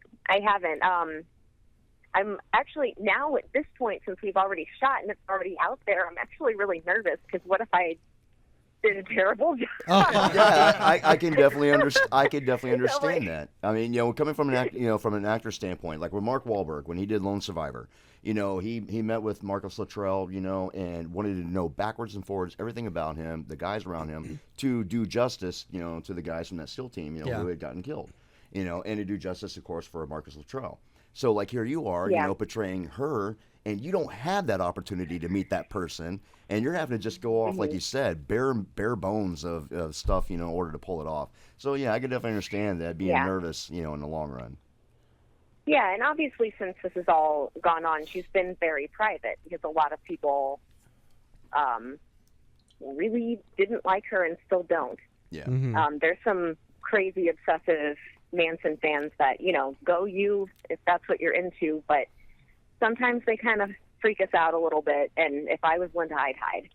Well, when you took on this role, I mean, have you had any issues with any of the Manson fans? I mean, said anything to you or, tweeted you or anything like that? I actually haven't, and I think it's because I'm Linda. There's not a whole lot of obsessive Linda fans. Okay. Yeah. So, but I think our Manson's got a little bit. I know that Devaney as Susan Atkins has gotten quite a bit of threats and flack via Twitter and email. Oh, man. Mostly after Susan Atkins died, people had a really big problem handling that, and they became very upset that this girl is portraying their beloved Susan Atkins. So they were very upset, and I know that she had some a few issues with that, but nothing too scary. That's good. So in preparation for the role, did you get to meet with any of the Manson family members, in the real life ones? I actually didn't, but I got a few letters that were, so it's kind of funny how this came about, is my chiropractor's secretary sister was friends with the girls in prison. And she had all these letters that she had written to her family, and they were kind of cryptic, and they didn't know what she was talking about. Yeah. So eventually, the secretary started working with somebody who had worked at the prison, and she's like, do you think, I mean, my sister's dead now, but do you think you can decipher what she's like? We have all these letters, and we just stopped opening them because we don't know what they mean. And she kept talking about the Manson girls, and she kept talking about how she was friends with them and their demeanor in prison and things like that, which is completely different from when they were totally brainwashed. But this young girl was actually friends with them, and so I got to hear what some of those letters from somebody who knew them after the fact had written, and that was kind of cool. Well, you know, looking down your list of, of all your film credits, all these different films. Right here alone, there's 42 credits alone. Yeah. On the IMDb. Out of all those films, would this be the hardest role that you've had to pull off because of the lack of stuff that you needed, or is there another role out there that you've done that's been the hardest one? Oh man, I really like portraying real people. And so it's really fun to dig into their personalities and their issues and their history. So I don't really know if it was any harder than my paranormal thriller that's coming up was a little bit difficult, but also not in the same way. But I don't really know if it was more difficult than something like that, because I enjoy history and I enjoy learning about people and their past. So I'm not really sure if it was much more difficult or not, but it definitely took a lot of research. So with all of that in mind, with all the roles that you've done, which one would you consider as your favorite? It's hard. It's really hard because I've liked a lot of roles, and a lot of them were in like shorts that nobody saw. I did a short called The Confined, where I played a young woman who was agoraphobic, and she couldn't leave her house even though something was tormenting her because she was legitimately afraid of being outside alone. And I did a lot of research for that and talked to a lot of people via YouTube who had blogs who actually had that illness, and that was really cool to prepare for. I'm a big fan of Manson, especially now that I've seen it. It's really good. I really like it. But I think I haven't seen it yet. Dwelling will be coming out later this year. And I haven't seen it yet, but as far as acting on set, and as far as reading the script, Dwelling is probably my favorite script that I've ever been given. Oh, wow. Yeah, I was going to say, in that film, I know it's paranormal based and everything. It was directed by Kyle Mecca. For doing paranormal, because I have this question because we are paranormal investigators as well. We actually investigate all forms of paranormal. Being on set for The Dwelling, have you ever noticed anything paranormal happen? On the set? Yes. We did have some of the crew saying that they were hearing footsteps, and they seemed pretty serious about that. We were shooting in a very, very old house with very creaky floors. Oh. And someone had passed away in that house, but nothing overwhelmingly creepy. I think that person died of old age or something like that. They were hearing some footsteps. We also shot in a hospital that was likely haunted. So we actually went down with reporters, and we were searching and asking questions, but we didn't get anything. No. But it was, it was fun. It was a neat. I just love those locations. It just makes everything so much more fun. But I feel a little bad because the house is so cool. I would pick it up and move it to California if I could. But our producer Arlen is actually living in the house now. Really? Wow. So I feel That's a pretty little bad cool. for her because I feel a little jealous and a little bad because it is really creepy, but I also want to spend the night there. So then, are there any paranormal experiences that you've had just in your personal life, or anything else that you have personally come in contact with? My parents say that I used to speak to my grandfather when I was younger, and my grandfather's been dead my entire life. Wow. And I remember telling them this, but I don't remember actually doing it. But I was very serious. I was like, "Oh, I know someone who's dead, my grandpa," and they were very confused. Huh. But yeah, I've always just heard lots of sounds and things like that, and been like, "What is that?" So I was interested in the paranormal, but not necessarily convinced. So I'm kind of an optimistic skeptic. Yeah. Yeah. So I really like to search. It's really cool when you get that, when you get that piece of evidence that you just can't figure out. But it takes quite a bit to prove to me that you've got something. Yeah, and seeing. So yeah, nothing that stands out besides when I was a child. Okay. Yeah, and seeing that's for us. We're very, very much diehard skeptics. I mean, even though we do paranormal investigations, been doing it for years. And of course, we've met all the famous people in the ghost hunting biz. I'm not going to list them all out right now, but I mean, we are the same way. Diehard skeptics. And just kind of like, yeah, okay, well, let's see. Has there been that moment of an evidence that you saw that you're like, holy shit, and you really think that might be real? Which one that would be? I haven't. I've gotten a couple of really strange pictures that I thought, wow, that's really weird. But I'm not a huge believer in orbs.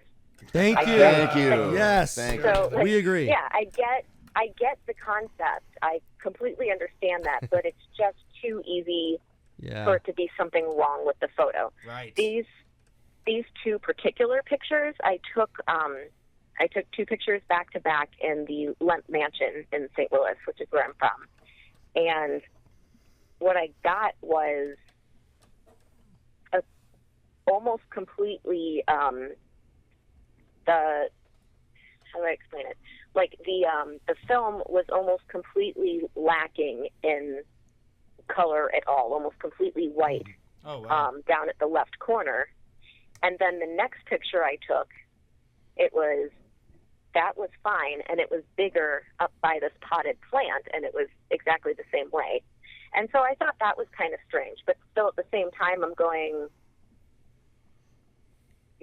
I'm sure there's a way to explain that. Yeah, you're looking for every other plausible explanation for it. Yeah, so I'm not a big, you can get a million orbs, and I'm like, ooh, that's cool. And I thought those ones were really, really neat, and I posted them for people to see. But that's not really proof to me, I think, really, until a ghost comes up to my face and is like, hey, what's up? I'm dead. And I think that's what it's going to take. Look at me, I'm dead. So how you doing?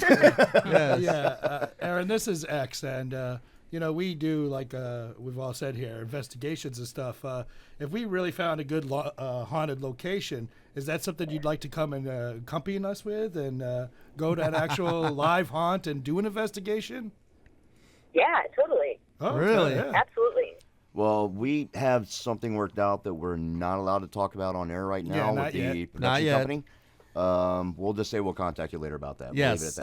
We'll leave it at that. We'll leave it at that. But you are up for it, though, right? You are up for it, though, right? Yes. Okay, she's up for it. Yeah, We'll leave it at Good. that. We'll leave it at that. Yeah.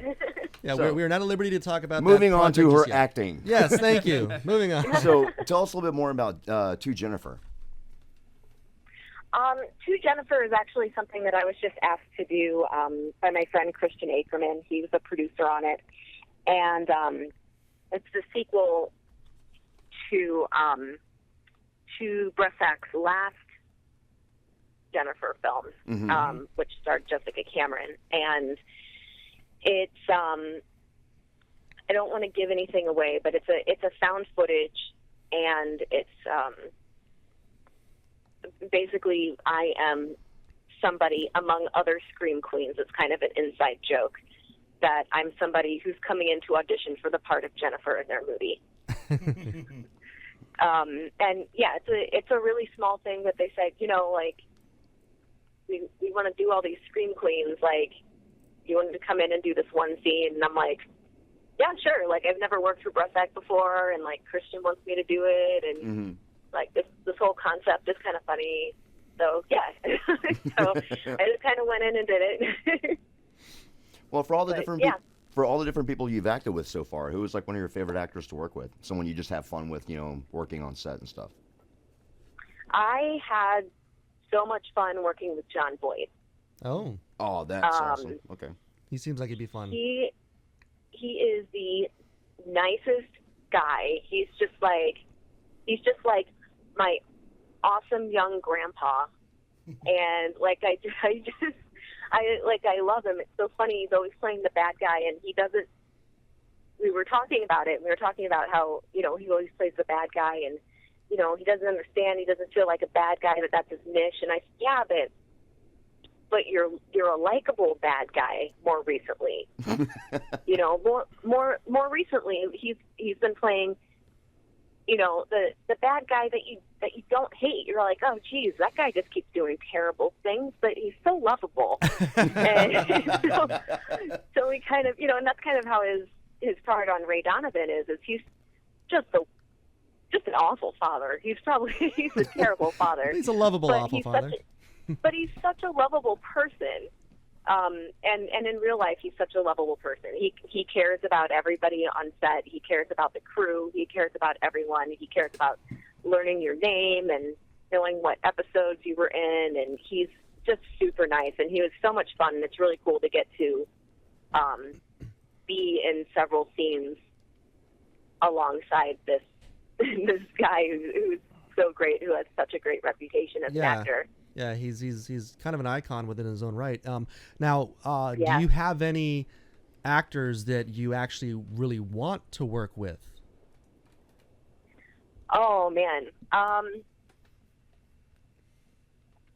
would love. Well, I'm a big fan of Cillian Murphy, so I would love to work with Cillian Murphy. But I don't know if I can hold up my end of the deal. He's up there on my favorite actors list. So I'm a big fan of his, and I really don't think you're giving yourself enough credit on that now. Yeah, I know.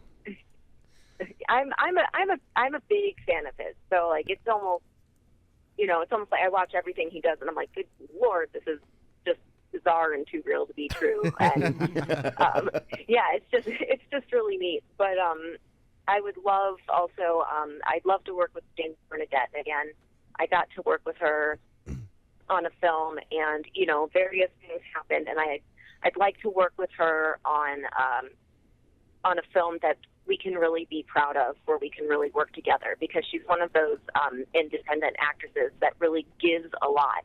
She doesn't just take from you in the scene; she gives you a lot. So it was really fun to work with her and to give and take with her, and I'd love to work on something we can be proud of with Jamie Bernadette. Mm-hmm. Yeah. So what swung you into wanting to do acting? I mean, is this something you've always wanted to do since like even you were a kid, or did this kind of grow as you got older, or how did that work out? Yeah, you know, I've always kind of wanted to do it. I wanted to be a singer when I was a kid, and acting and dancing went along with that. And as I got older, I realized I'm a good singer, and my dancer is kind of subpar.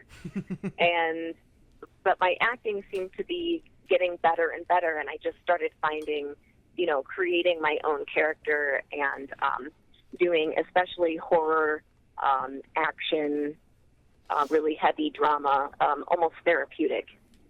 So the first time I ever had to cry, it was in a play, and the first time I ever had to cry, I didn't even intend to. It just happened, and I was like, this is great. I should be doing this. Yeah. Wow. So I kept doing that.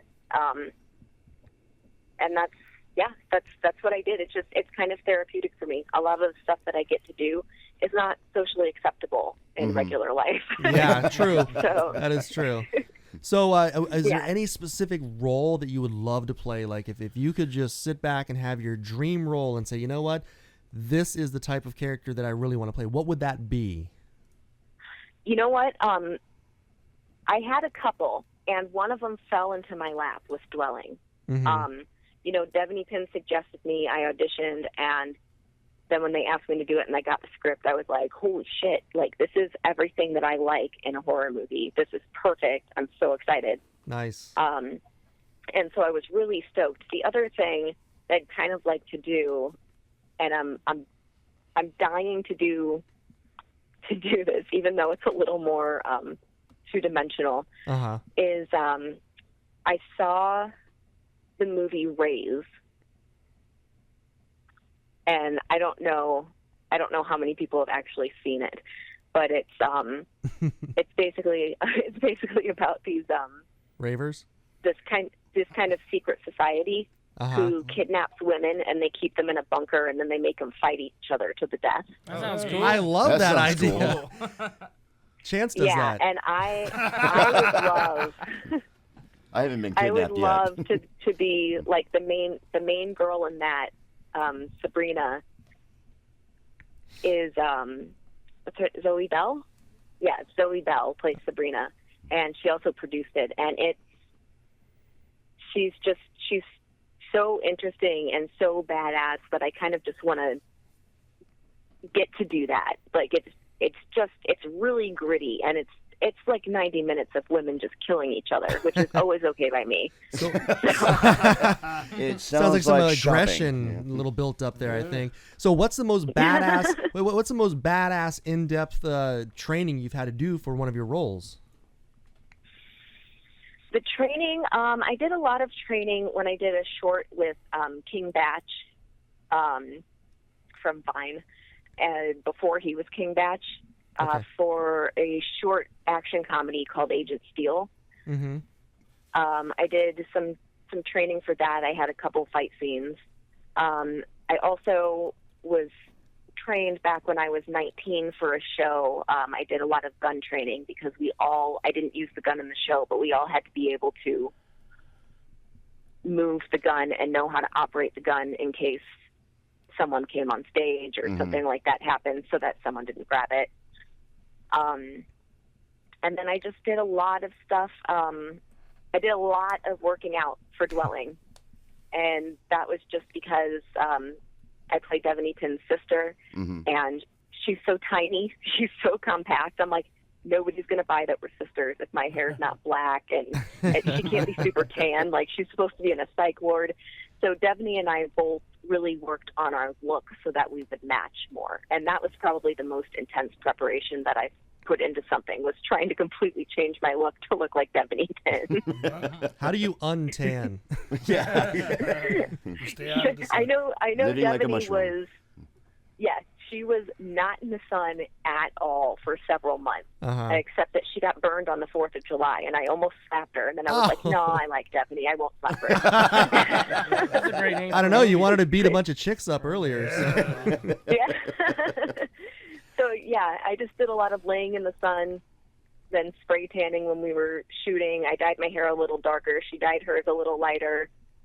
And, yeah, we just tried. And I did a lot of working out. I was working out 5 or 6 days a week, just getting significantly smaller and more fit so that it would be also easier for them to deal with on set, because who wants to be dealing with someone who's on a diet? Like, that's obnoxious. Yeah. So trying I'm not liking to be this too is needy. yeah, this is Chance. I'm liking you more and more. Screw the diet. Yeah. Hey, like, when you're talking about getting prep for films and stuff like that, we had Natalie Byrne on, and she was in Expendables 3 and Awaken, and she had to do a whole lot of martial arts stunts herself, and she had trained with Benny the Jet. So if you had a chance to train with someone for martial arts to get you ready for a film like this, who'd want to be that go-to martial arts person? Oh, wow. I'm not sure. What's funny is I didn't find him. A guy, Perry, that I've worked with that I know actually found this guy on YouTube and is like so impressed by him. We're just enamored with the insane things that this guy who just makes stuff on YouTube, the things that he does. And we actually want to shoot something for him because he's that good. And what's really funny is I think maybe it's because I could probably get him, but I'd like to work with him because I don't think he has any idea how good he is, to be honest. Well, good. I Don't think tell he him. knows he could really be training people. Keep him in the dark. That way you can get him for free. But Look, yeah, you're I okay. do my own, We'd like I do to my film own with you. stunts. I've only had a double once. So, like, I love that kind of thing. Like, I'd love to work with somebody. So did you say you do your own stunts? This is Yes, Wow. I've only had a double once. That's great. Actually, Dave Vessio, we just talked to a little bit ago. He does his own stunts too, and I asked him a question. I'm going to ask you the same question because we see the Mission Impossible with Tom Cruise coming out soon. Already out. Sorry, but it was all I just over. saw it. if a director came to you and said, "We want to strap you to the outside of an airplane and have you hold on for dear life," I mean, what would it take to get you to do that stunt? I'm afraid of being inside the airplane. So the idea of holding on to the outside of the airplane is just even more ridiculous. I will run on top of a train. I'll stand on a car. I'll lean out the car window. I'll crash a car. I'll do a lot of stuff. I have a movie where I'm tied to a chair and gagged, and I'm thrown into a pool tied to this chair. Whoa. I mean, I'm willing to let you go pretty far, but I think the airplane holding on to from the outside, I might have the line there. I'm totally with you. Yeah. So in other words, you're not going to go skydiving with me then. I highly doubt we're going to get her doing any skydiving stunts. Yeah, probably not. We have an ongoing theme that seems to be setting people on fire. Have you ever been set on fire? Have I been set on fire? Yeah, for film. Not, For film, you know, not for fun. Not like a weekend thing with the friends, drinking was involved, Everything, and I haven't died any normal ways. So let me think about this. Have I ever been set on fire? Hey, you're... Well, I do have a character that, when she was younger, was trapped in a house fire. And on the set, we did actually set that house on fire. Wow. So a younger version of me was trapped in a legitimate fire, but I've never been set on fire now. They want to set me on fire. We have a couple directors that want to come down here and set me on fire. Yeah, we're going to light Sean up like a Christmas tree. Yes. But if you met Sean, you'd want to set him on fire too, to be fair. Okay, we're doing this in a professional, safe way. Oh. The only sad thing is that Sean's actually really is an EMT. Yes. And he's like our guy, for our safety when we're doing stuff. And the worst thing is, if we caught him on fire and they got to control him, people are like, well, once you get the EMT, he'd be like, that is our EMT. He is our EMT. He's the one getting trauma flighted out right Yes, now. exactly. So with all the stunts for all the stunts that you've done, what would be like the hardest one? Would it be the one where you're tossed in the pool? Would that be the hardest one? Tied up. I mean, yes. Yeah, exactly. Tied up and gagged. It wasn't the hardest, but it was definitely the scariest because I was pretty afraid. I knew I could get out of the ropes the way that we had tied them, but I was pretty afraid that somehow I wasn't going to, and I was just going to drown. Yeah. So, I had somebody there, but I'm just sitting in this chair the whole time, legitimately thinking, oh, God, I'm going to die. But it was fine. The hardest thing I ever did, I'm not sure. I don't know. I do a lot of running in heels. My characters always wear heels. So I did do some running and jumping over a fence and things like that in heels, which in tennis shoes is bad enough, but this fence was probably like 5 feet tall.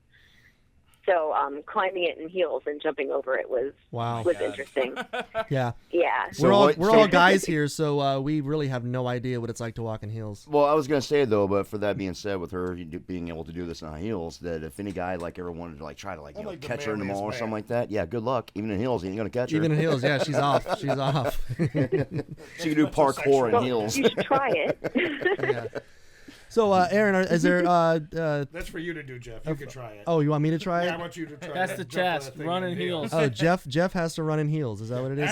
Good, because then when Jeff, but that's And good. climb the fence. No, I was gonna say, and climb the fence. And then when you break a heel and you actually hurt your ankle, I'm gonna say, dude, Erin Marie Hogan made you her bitch. Oh man. Yeah. Yeah. I'd break the heel putting them on. I'm I mean, fine. You know, she could kick my ass anyway. I mean, she trains a lot harder than I do. Yeah, no Hits the kidding, gym right? 5 to 6 days a week. So, is there anything else that you want to promote before we let you go? Yeah, definitely. We've got Dwelling that is looking at an autumn release. It looks like we might screen it in Texas, but I know that early November is going to be the official world premiere, and that'll be up in New York. Nice. Probably around the Buffalo or Syracuse area. And then House of Manson is currently at film festivals. It's going to be showing at the Action on Film Festival in Monrovia, California in September. And then we're looking at distribution for that right now, and there's a couple deals on the table that I know they're trying to figure out, but hoping that'll be on DVD soon. But right now it's all over the festivals, so I put it on my website, I put it on my Facebook and everything every time it comes up. And yeah, everybody should watch Ray Donovan on Showtime on Sunday nights. Nice. Do you have any Twitter or Facebook pages you want people to follow? I do. On Facebook, I'm just Erin Marie Hogan. Okay. And then on Twitter and Instagram, I'm at Erin Marie OMG, as in oh my god. Oh my god. It's Erin Hogan Marie? doesn't fit. So. It's too long. It's too long. Okay. Well, we thank you for calling in. But before I let you go, I have this horrible task where I put all of our callers on the spot and ask you to ask if you would be willing to give us a nice little soundbite. And all it requires is you saying, who you are. You're listening to Dead X Radio, and you can say whatever you'd like about us. It could be horrible. It could be whatever you'd like. Funny, whatever. Funny. So. All right. So whenever you're ready, I'm gonna treat you like you're on my movie set right now. And action. Right. Hi, I'm Erin Marie Hogan, and you're listening to Dead X Radio. And watch YouTube if you want to see these guys run in heels. Perfect. Awesome. Thank We're you. gonna have to do it now. We're gonna have to do it. Speak for your damn self. Thanks, Aaron. No, that was Jeff is gonna and run real quick. You can't get out of it now. Yep. Yeah, thanks for that. And real quick, Aaron, this is Chance. Make sure you stay in contact because I do want to talk to you about this paranormal thing we're working on for a later date. Yes, actually, that is a serious project. All right. Definitely. Okay, well, thank you so much. Definitely. All right. Thank you for having me. Oh, thank you. Thanks, Aaron. We will talk to you later. Bye. All right, awesome. Thanks, guys. Bye. What you do to run? I'm not running to no goddamn that's not heels. me. Yeah, Well, thanks, guys. actually, you know what? I've got to run in That is the heels now. best. No. Jeff Hillary. You know what? Son of a bitch, you take it for the team because I'm getting set the fuck on fire. I'm getting tarantulas poured on top of me, so you know what? I already have one. Okay, so now it's Chance's We turn. got it. Burned on the 4th of July. Yes. The 4th of July. The So, only problem is I say, don't know. all right. You know what? I'll run in the heels. I don't care. I'll do it with you. We'll make Well, it. what- We'll make it a race. Okay, It'll be a wait. race. I think we should step it up even further. Finally, Step it up even finally, further. finally. If we're both doing this, then it's a drag race. All right. It's definitely a drag race. All right. We're gonna do this. It's been a We'll do drag it. race for So a does that mean they're in drag. drag? Yeah. In drag. We're gonna do it In drag. In drag. And we will title it the Erin Marie Hogan High Heel Challenge. High heel challenge. Yes, that's a new challenge There we're we putting go. out there for internet Now, world. Fuck like, you. Drag race. So are we gonna All try right, to are see we who gets are we more gonna tie viewers? a cause to the challenge, or is No. it just No. nah. Well, fine. Are we gonna? We'll find So is this Just gonna to be? see you in a is dress this running in gonna heels be- is gonna be enough. Is this gonna be an in Oh, it's gonna be outdoors. No, I'm saying like in circle challenge between who gets more views, me getting set on fire or you running in heels. Oh. Whoa. We'll make people vote for that. Only We'll if make they people vote. happen Okay. in tangent because Tangerine. They're not gonna happen in tangent, tandem. No. Sorry, I We're was thinking thinking something tangerines. else. What? No, So they're running running in two different No, because videos. okay. We're gonna throw tangerines while you're riding in heels. Write that down. Write that down. What was that orange orb that just went by? That was a tangerine. Wow, those orbs. Oh, jeez. No, it's Pat's Strip Club. Yes. I say we let this go out to the listeners. Wow, wow. Are we gonna let this go out to the listeners? Whoever wins, maybe this wins week the viral video maybe challenge. this week will be the has to do Twitter something. question. We'll put it out there in Twitter Right, world, there and we we'll go. see what the listeners We'll put it have out there to say. to the tweeps. You can The tweet. FOTS. Tweet it, FOTS. tweeps. We'll let our The tweets FOTS to the decide. Tweet. The FOTS. But I don't know which one I want to vote for.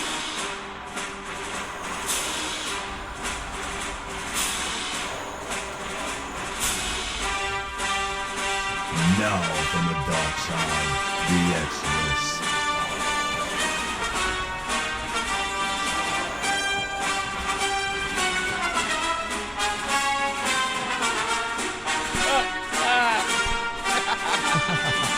yes, it is time for the X list. Alrighty. Oh no. All right, now, Sean, Yes. would you like to explain what the X list What is the X list? The Sean? X list is our version of a top 10 subject that we come up with every week. It's kind of like the David Letterman top 10. I don't Ours like is- saying the David Letterman thing because then it seems like we're copycats. we are. No, we're but- not But ours copycats. are We really just- screwed up. So. Ours Yeah, are a but little still. more. Ours are more related to the topics that we discuss, and they're actually entertaining. Well, for today's subject matter, we were talking about serial killers earlier Right. in the show Right. when we first came on, and of course talking to Dave, That is one correct. of the well-known villains, in mic on? films. Yep. So our top 10 list, Doesn't our sound like it's on. our top 10 list is top 10 villains who are just misunderstood. Oh, I like that idea. Yes. Number 10 will be Chucky, a man with a serious Napoleon complex. Okay. Yes. So Yeah, he's just just very has short short, man and syndrome? upset him, and he kills everybody. he's just right? he's tiny, But he's Well, if you were inside the body of a doll, you'd be pissed off too. I am inside the body of a doll. A crash dummy. Yeah, The only thing is Jeff. In a Macy's window. The only thing is Jeff rubbing his chest and saying Yeah, that. that was just far That scared the disturbing shit out more than anything we talked about today. You know that Yes. that would probably be more disturbing than talking to a serial killer while in prison. yes. So number 9. I represent that statement. About nipple belts. All right, let's move on here. Number 9, Michael Myers was given apples instead of candy at Halloween time. See, that would piss me off too. I'd go around killing everyone too. Yeah, if we Don't give me received them- apples. I want candy. Exactly. You More receiving apples, it's gonna specifically, piss you off. money. Reese's. I love Reese's. So those people that want to like bring me good stuff, I love Reese's. So I mean, I can never have enough Reese's. Ask these guys; they're like in my freezer. That is true. They are in his freezer. And I just Next want to the candy heads corn. and- I just and the want candy hands. corn. It's, That's all. no, it's seriously, it's like And a nipple stack of belts. them in the freezer. I just want Seriously. candy corn. That's He's it. got a ton of them. You just said nipple belts listen, again. listen Oh to God, Candy you Corn. and Nicole Alonso, Yes, with the absolutely. candy corn. Candy corn We all could- You're only we saying could that 'cause bribe she them. said it. No, I no, really it's do. true. It no, is true with him. If I guarantee you, if you dialed out that phone right now and called my mother, she would be like, "Oh my God, I have to buy candy corn That's it. every year." Okay, great. You know what? I will trade you all my candy corn. I get all your Reese's. Deal? Okay. Good. Candy corn suck. The amazing part is I that hate you. The amazing part is the youngest person here. And how old are you again? You're 30. 60. Let's not put that out there. Okay. We'll say this. It's still 30-something. We'll just say Sean is very young He's compared the to us. Wait, not very. No, I don't think I'd use the let word me very. finish. Let me finish. The thing is, he's Okay. very young to all of us, but we still go trick or treating. A dingo stole my baby. A dingo stole my baby and a Charlie bit my finger. All right, let's move on now. Number 8, Freddy Krueger. The poor guy just needed a nap. He was tired. I mean, think He was about up it. all night haunting everybody. If my Wouldn't he be job, pissed off not getting he's any burnt. sleep? Exactly. My job is to like fuck with your dreams. In your dreams, I'm not sleeping. Dude, He's not sleeping. I know a lot of insomniacs who are pissy people all day long. so Exactly. Oh yeah. He was I'm set one on of them fire. sometimes. So, Yeah. all right, number 7. I'm gonna end up being Freddy by the end of this. I hope so. Number 7, Norman Bates. Oh. Hated showers, loves bubble baths. See, if If you you think just- about it, if she just took a bubble bath, then She there's would no. have been okay. Yeah. Nothing would have happened. Yeah. Yep. That's a good point. Could've Bloody just been bubbles. like, Good point. Did you enjoy your stay here at Bates Motel? Why? Yes, I didn't die. And number 6, Leatherface. You know, this is a man who was just a very sadly misunderstood lumberjack. You know what? I He think was an yeah. arborist, damn it. He wanted to People didn't protect the want- trees. So went Yeah, after he was an people. environmentalist. He was like the world's first one. He was like, I got the chainsaw, but I'm not cutting trees. I'm cutting people. Yeah, that's how a lot of idiots are, by the way. Hey, a lot of our fans can actually agree with this one. That Right. Jigsaw was just misunderstood, and maybe He's a that puppet. This The is why Jigsaw. no, The reason he liked the games. the reason why he went insane was because of the fact that he got too many Candy Crush invites. Oh yes, see that would drive anyone He's like, crazy. all right, Is that you game want still to? around? He goes, okay, you want to play a game, motherfucker? Let's Another play a game." Candy Crush invite? You want to play a fucking game? I'll play a fucking game with you. You want to find out where he lives? All right. Mm-hmm. Number 4, Darth Vader. Oh, Asthma pushed him over the edge. bitch just couldn't breathe. He's like. Anyway, Number 3, Jason Voorhees. Always the last one picked for street hockey. that makes so much sense. That was the best one. Yeah, He just felt so down, man. he did. He's just Always like, the last one picked. like, Finally, he's no, like, you know he what? I got- got no, the finally- mask. Fuck you. Actually, no. Specifically, I think what he said was, "Screw you guys, I'm out of here." No. His mother only bought him the mask. He didn't have the stick. Yeah, that's he probably was why. That's pissed. what the gimmick was. And then, of course, I mean, number 2, one of the more infamous ones in history, Hannibal Lecter. Hannibal Lecter just had dietary issues. Oh, you know, I've heard that people, you know, they can only digest humans. Yep. And then in this one, we had to kind of pay homage to one of our favorite actors, Heath Ledger, played the Joker. Mm. You know, did a phenomenal job. Now we have Jared Leto coming out, and he's going to be playing the Joker in the new Suicide Squad film. So our number 1 pick for this week was the Joker. Yes. And he was just a poor clown who cannot perform at kids' birthday parties anymore. What is a clown if you can't perform at kids' birthday parties? I mean, think At about game. it. John Wayne Gacy. Yes.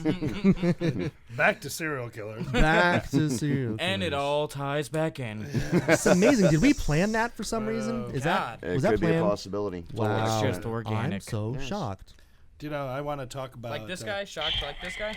Oh, Jeez. Oh, why? God, here we go again. Why did you do Do that that? 6 more times. We're done. slap him.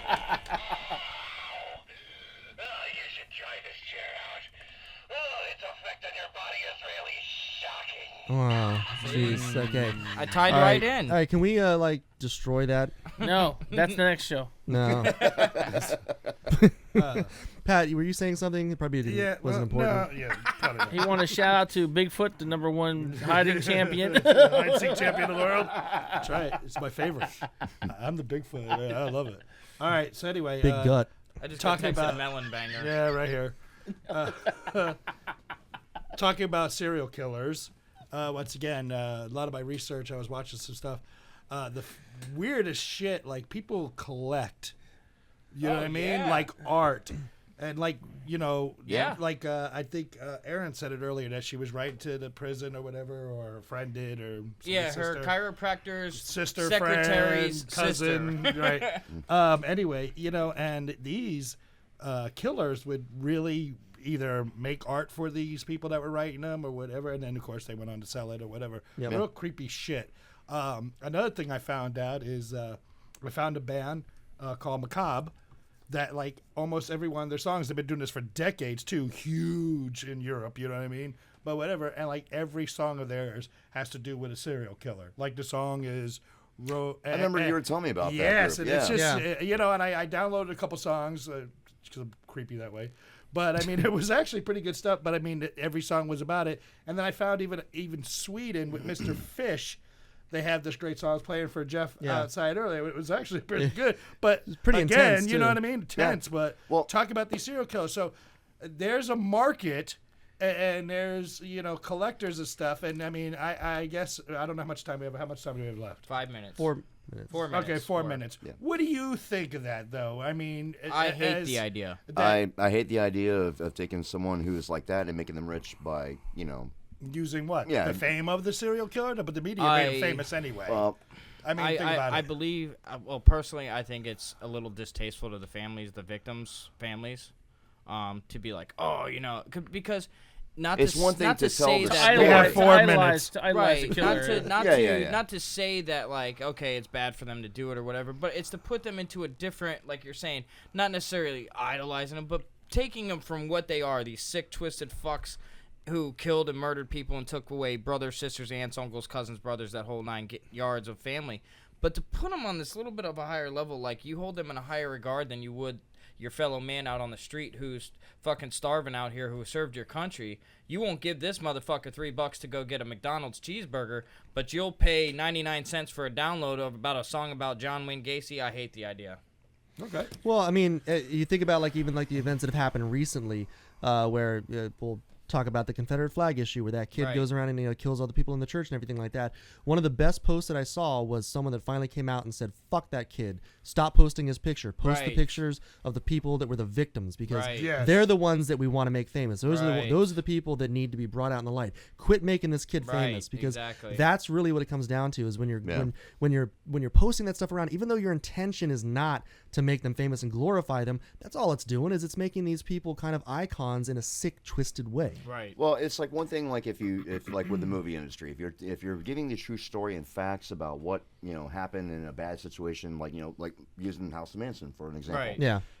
They're just telling the story of what happened, so people know the truth of what happened, how this all came to be, how this guy was so manipulative and stuff like that. Believe it or not, in a sense, it's almost a PSA in a way. And let me clarify real quick. Okay. What I mean by this is when people see this film, they realize that these people you meet that are so charismatic, because that's like she was saying, the one Erin Marie Hogan said that the Charles Manson was a very much a charismatic kind of individual. Of course he used the drugs and all that to manipulate as well, but he sucked people in.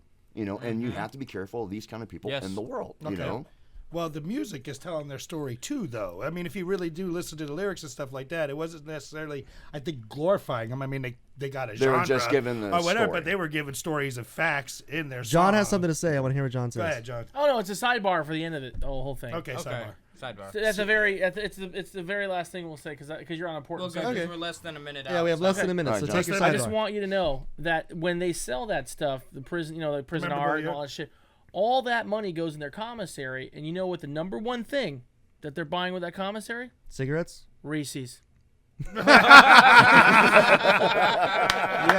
And on that note, see, that's why I relate with serial killers so much. All right, so you know what? I want us all to sing "Happy Trails" as a goodbye. Because we're saying goodbye to one of our members. No.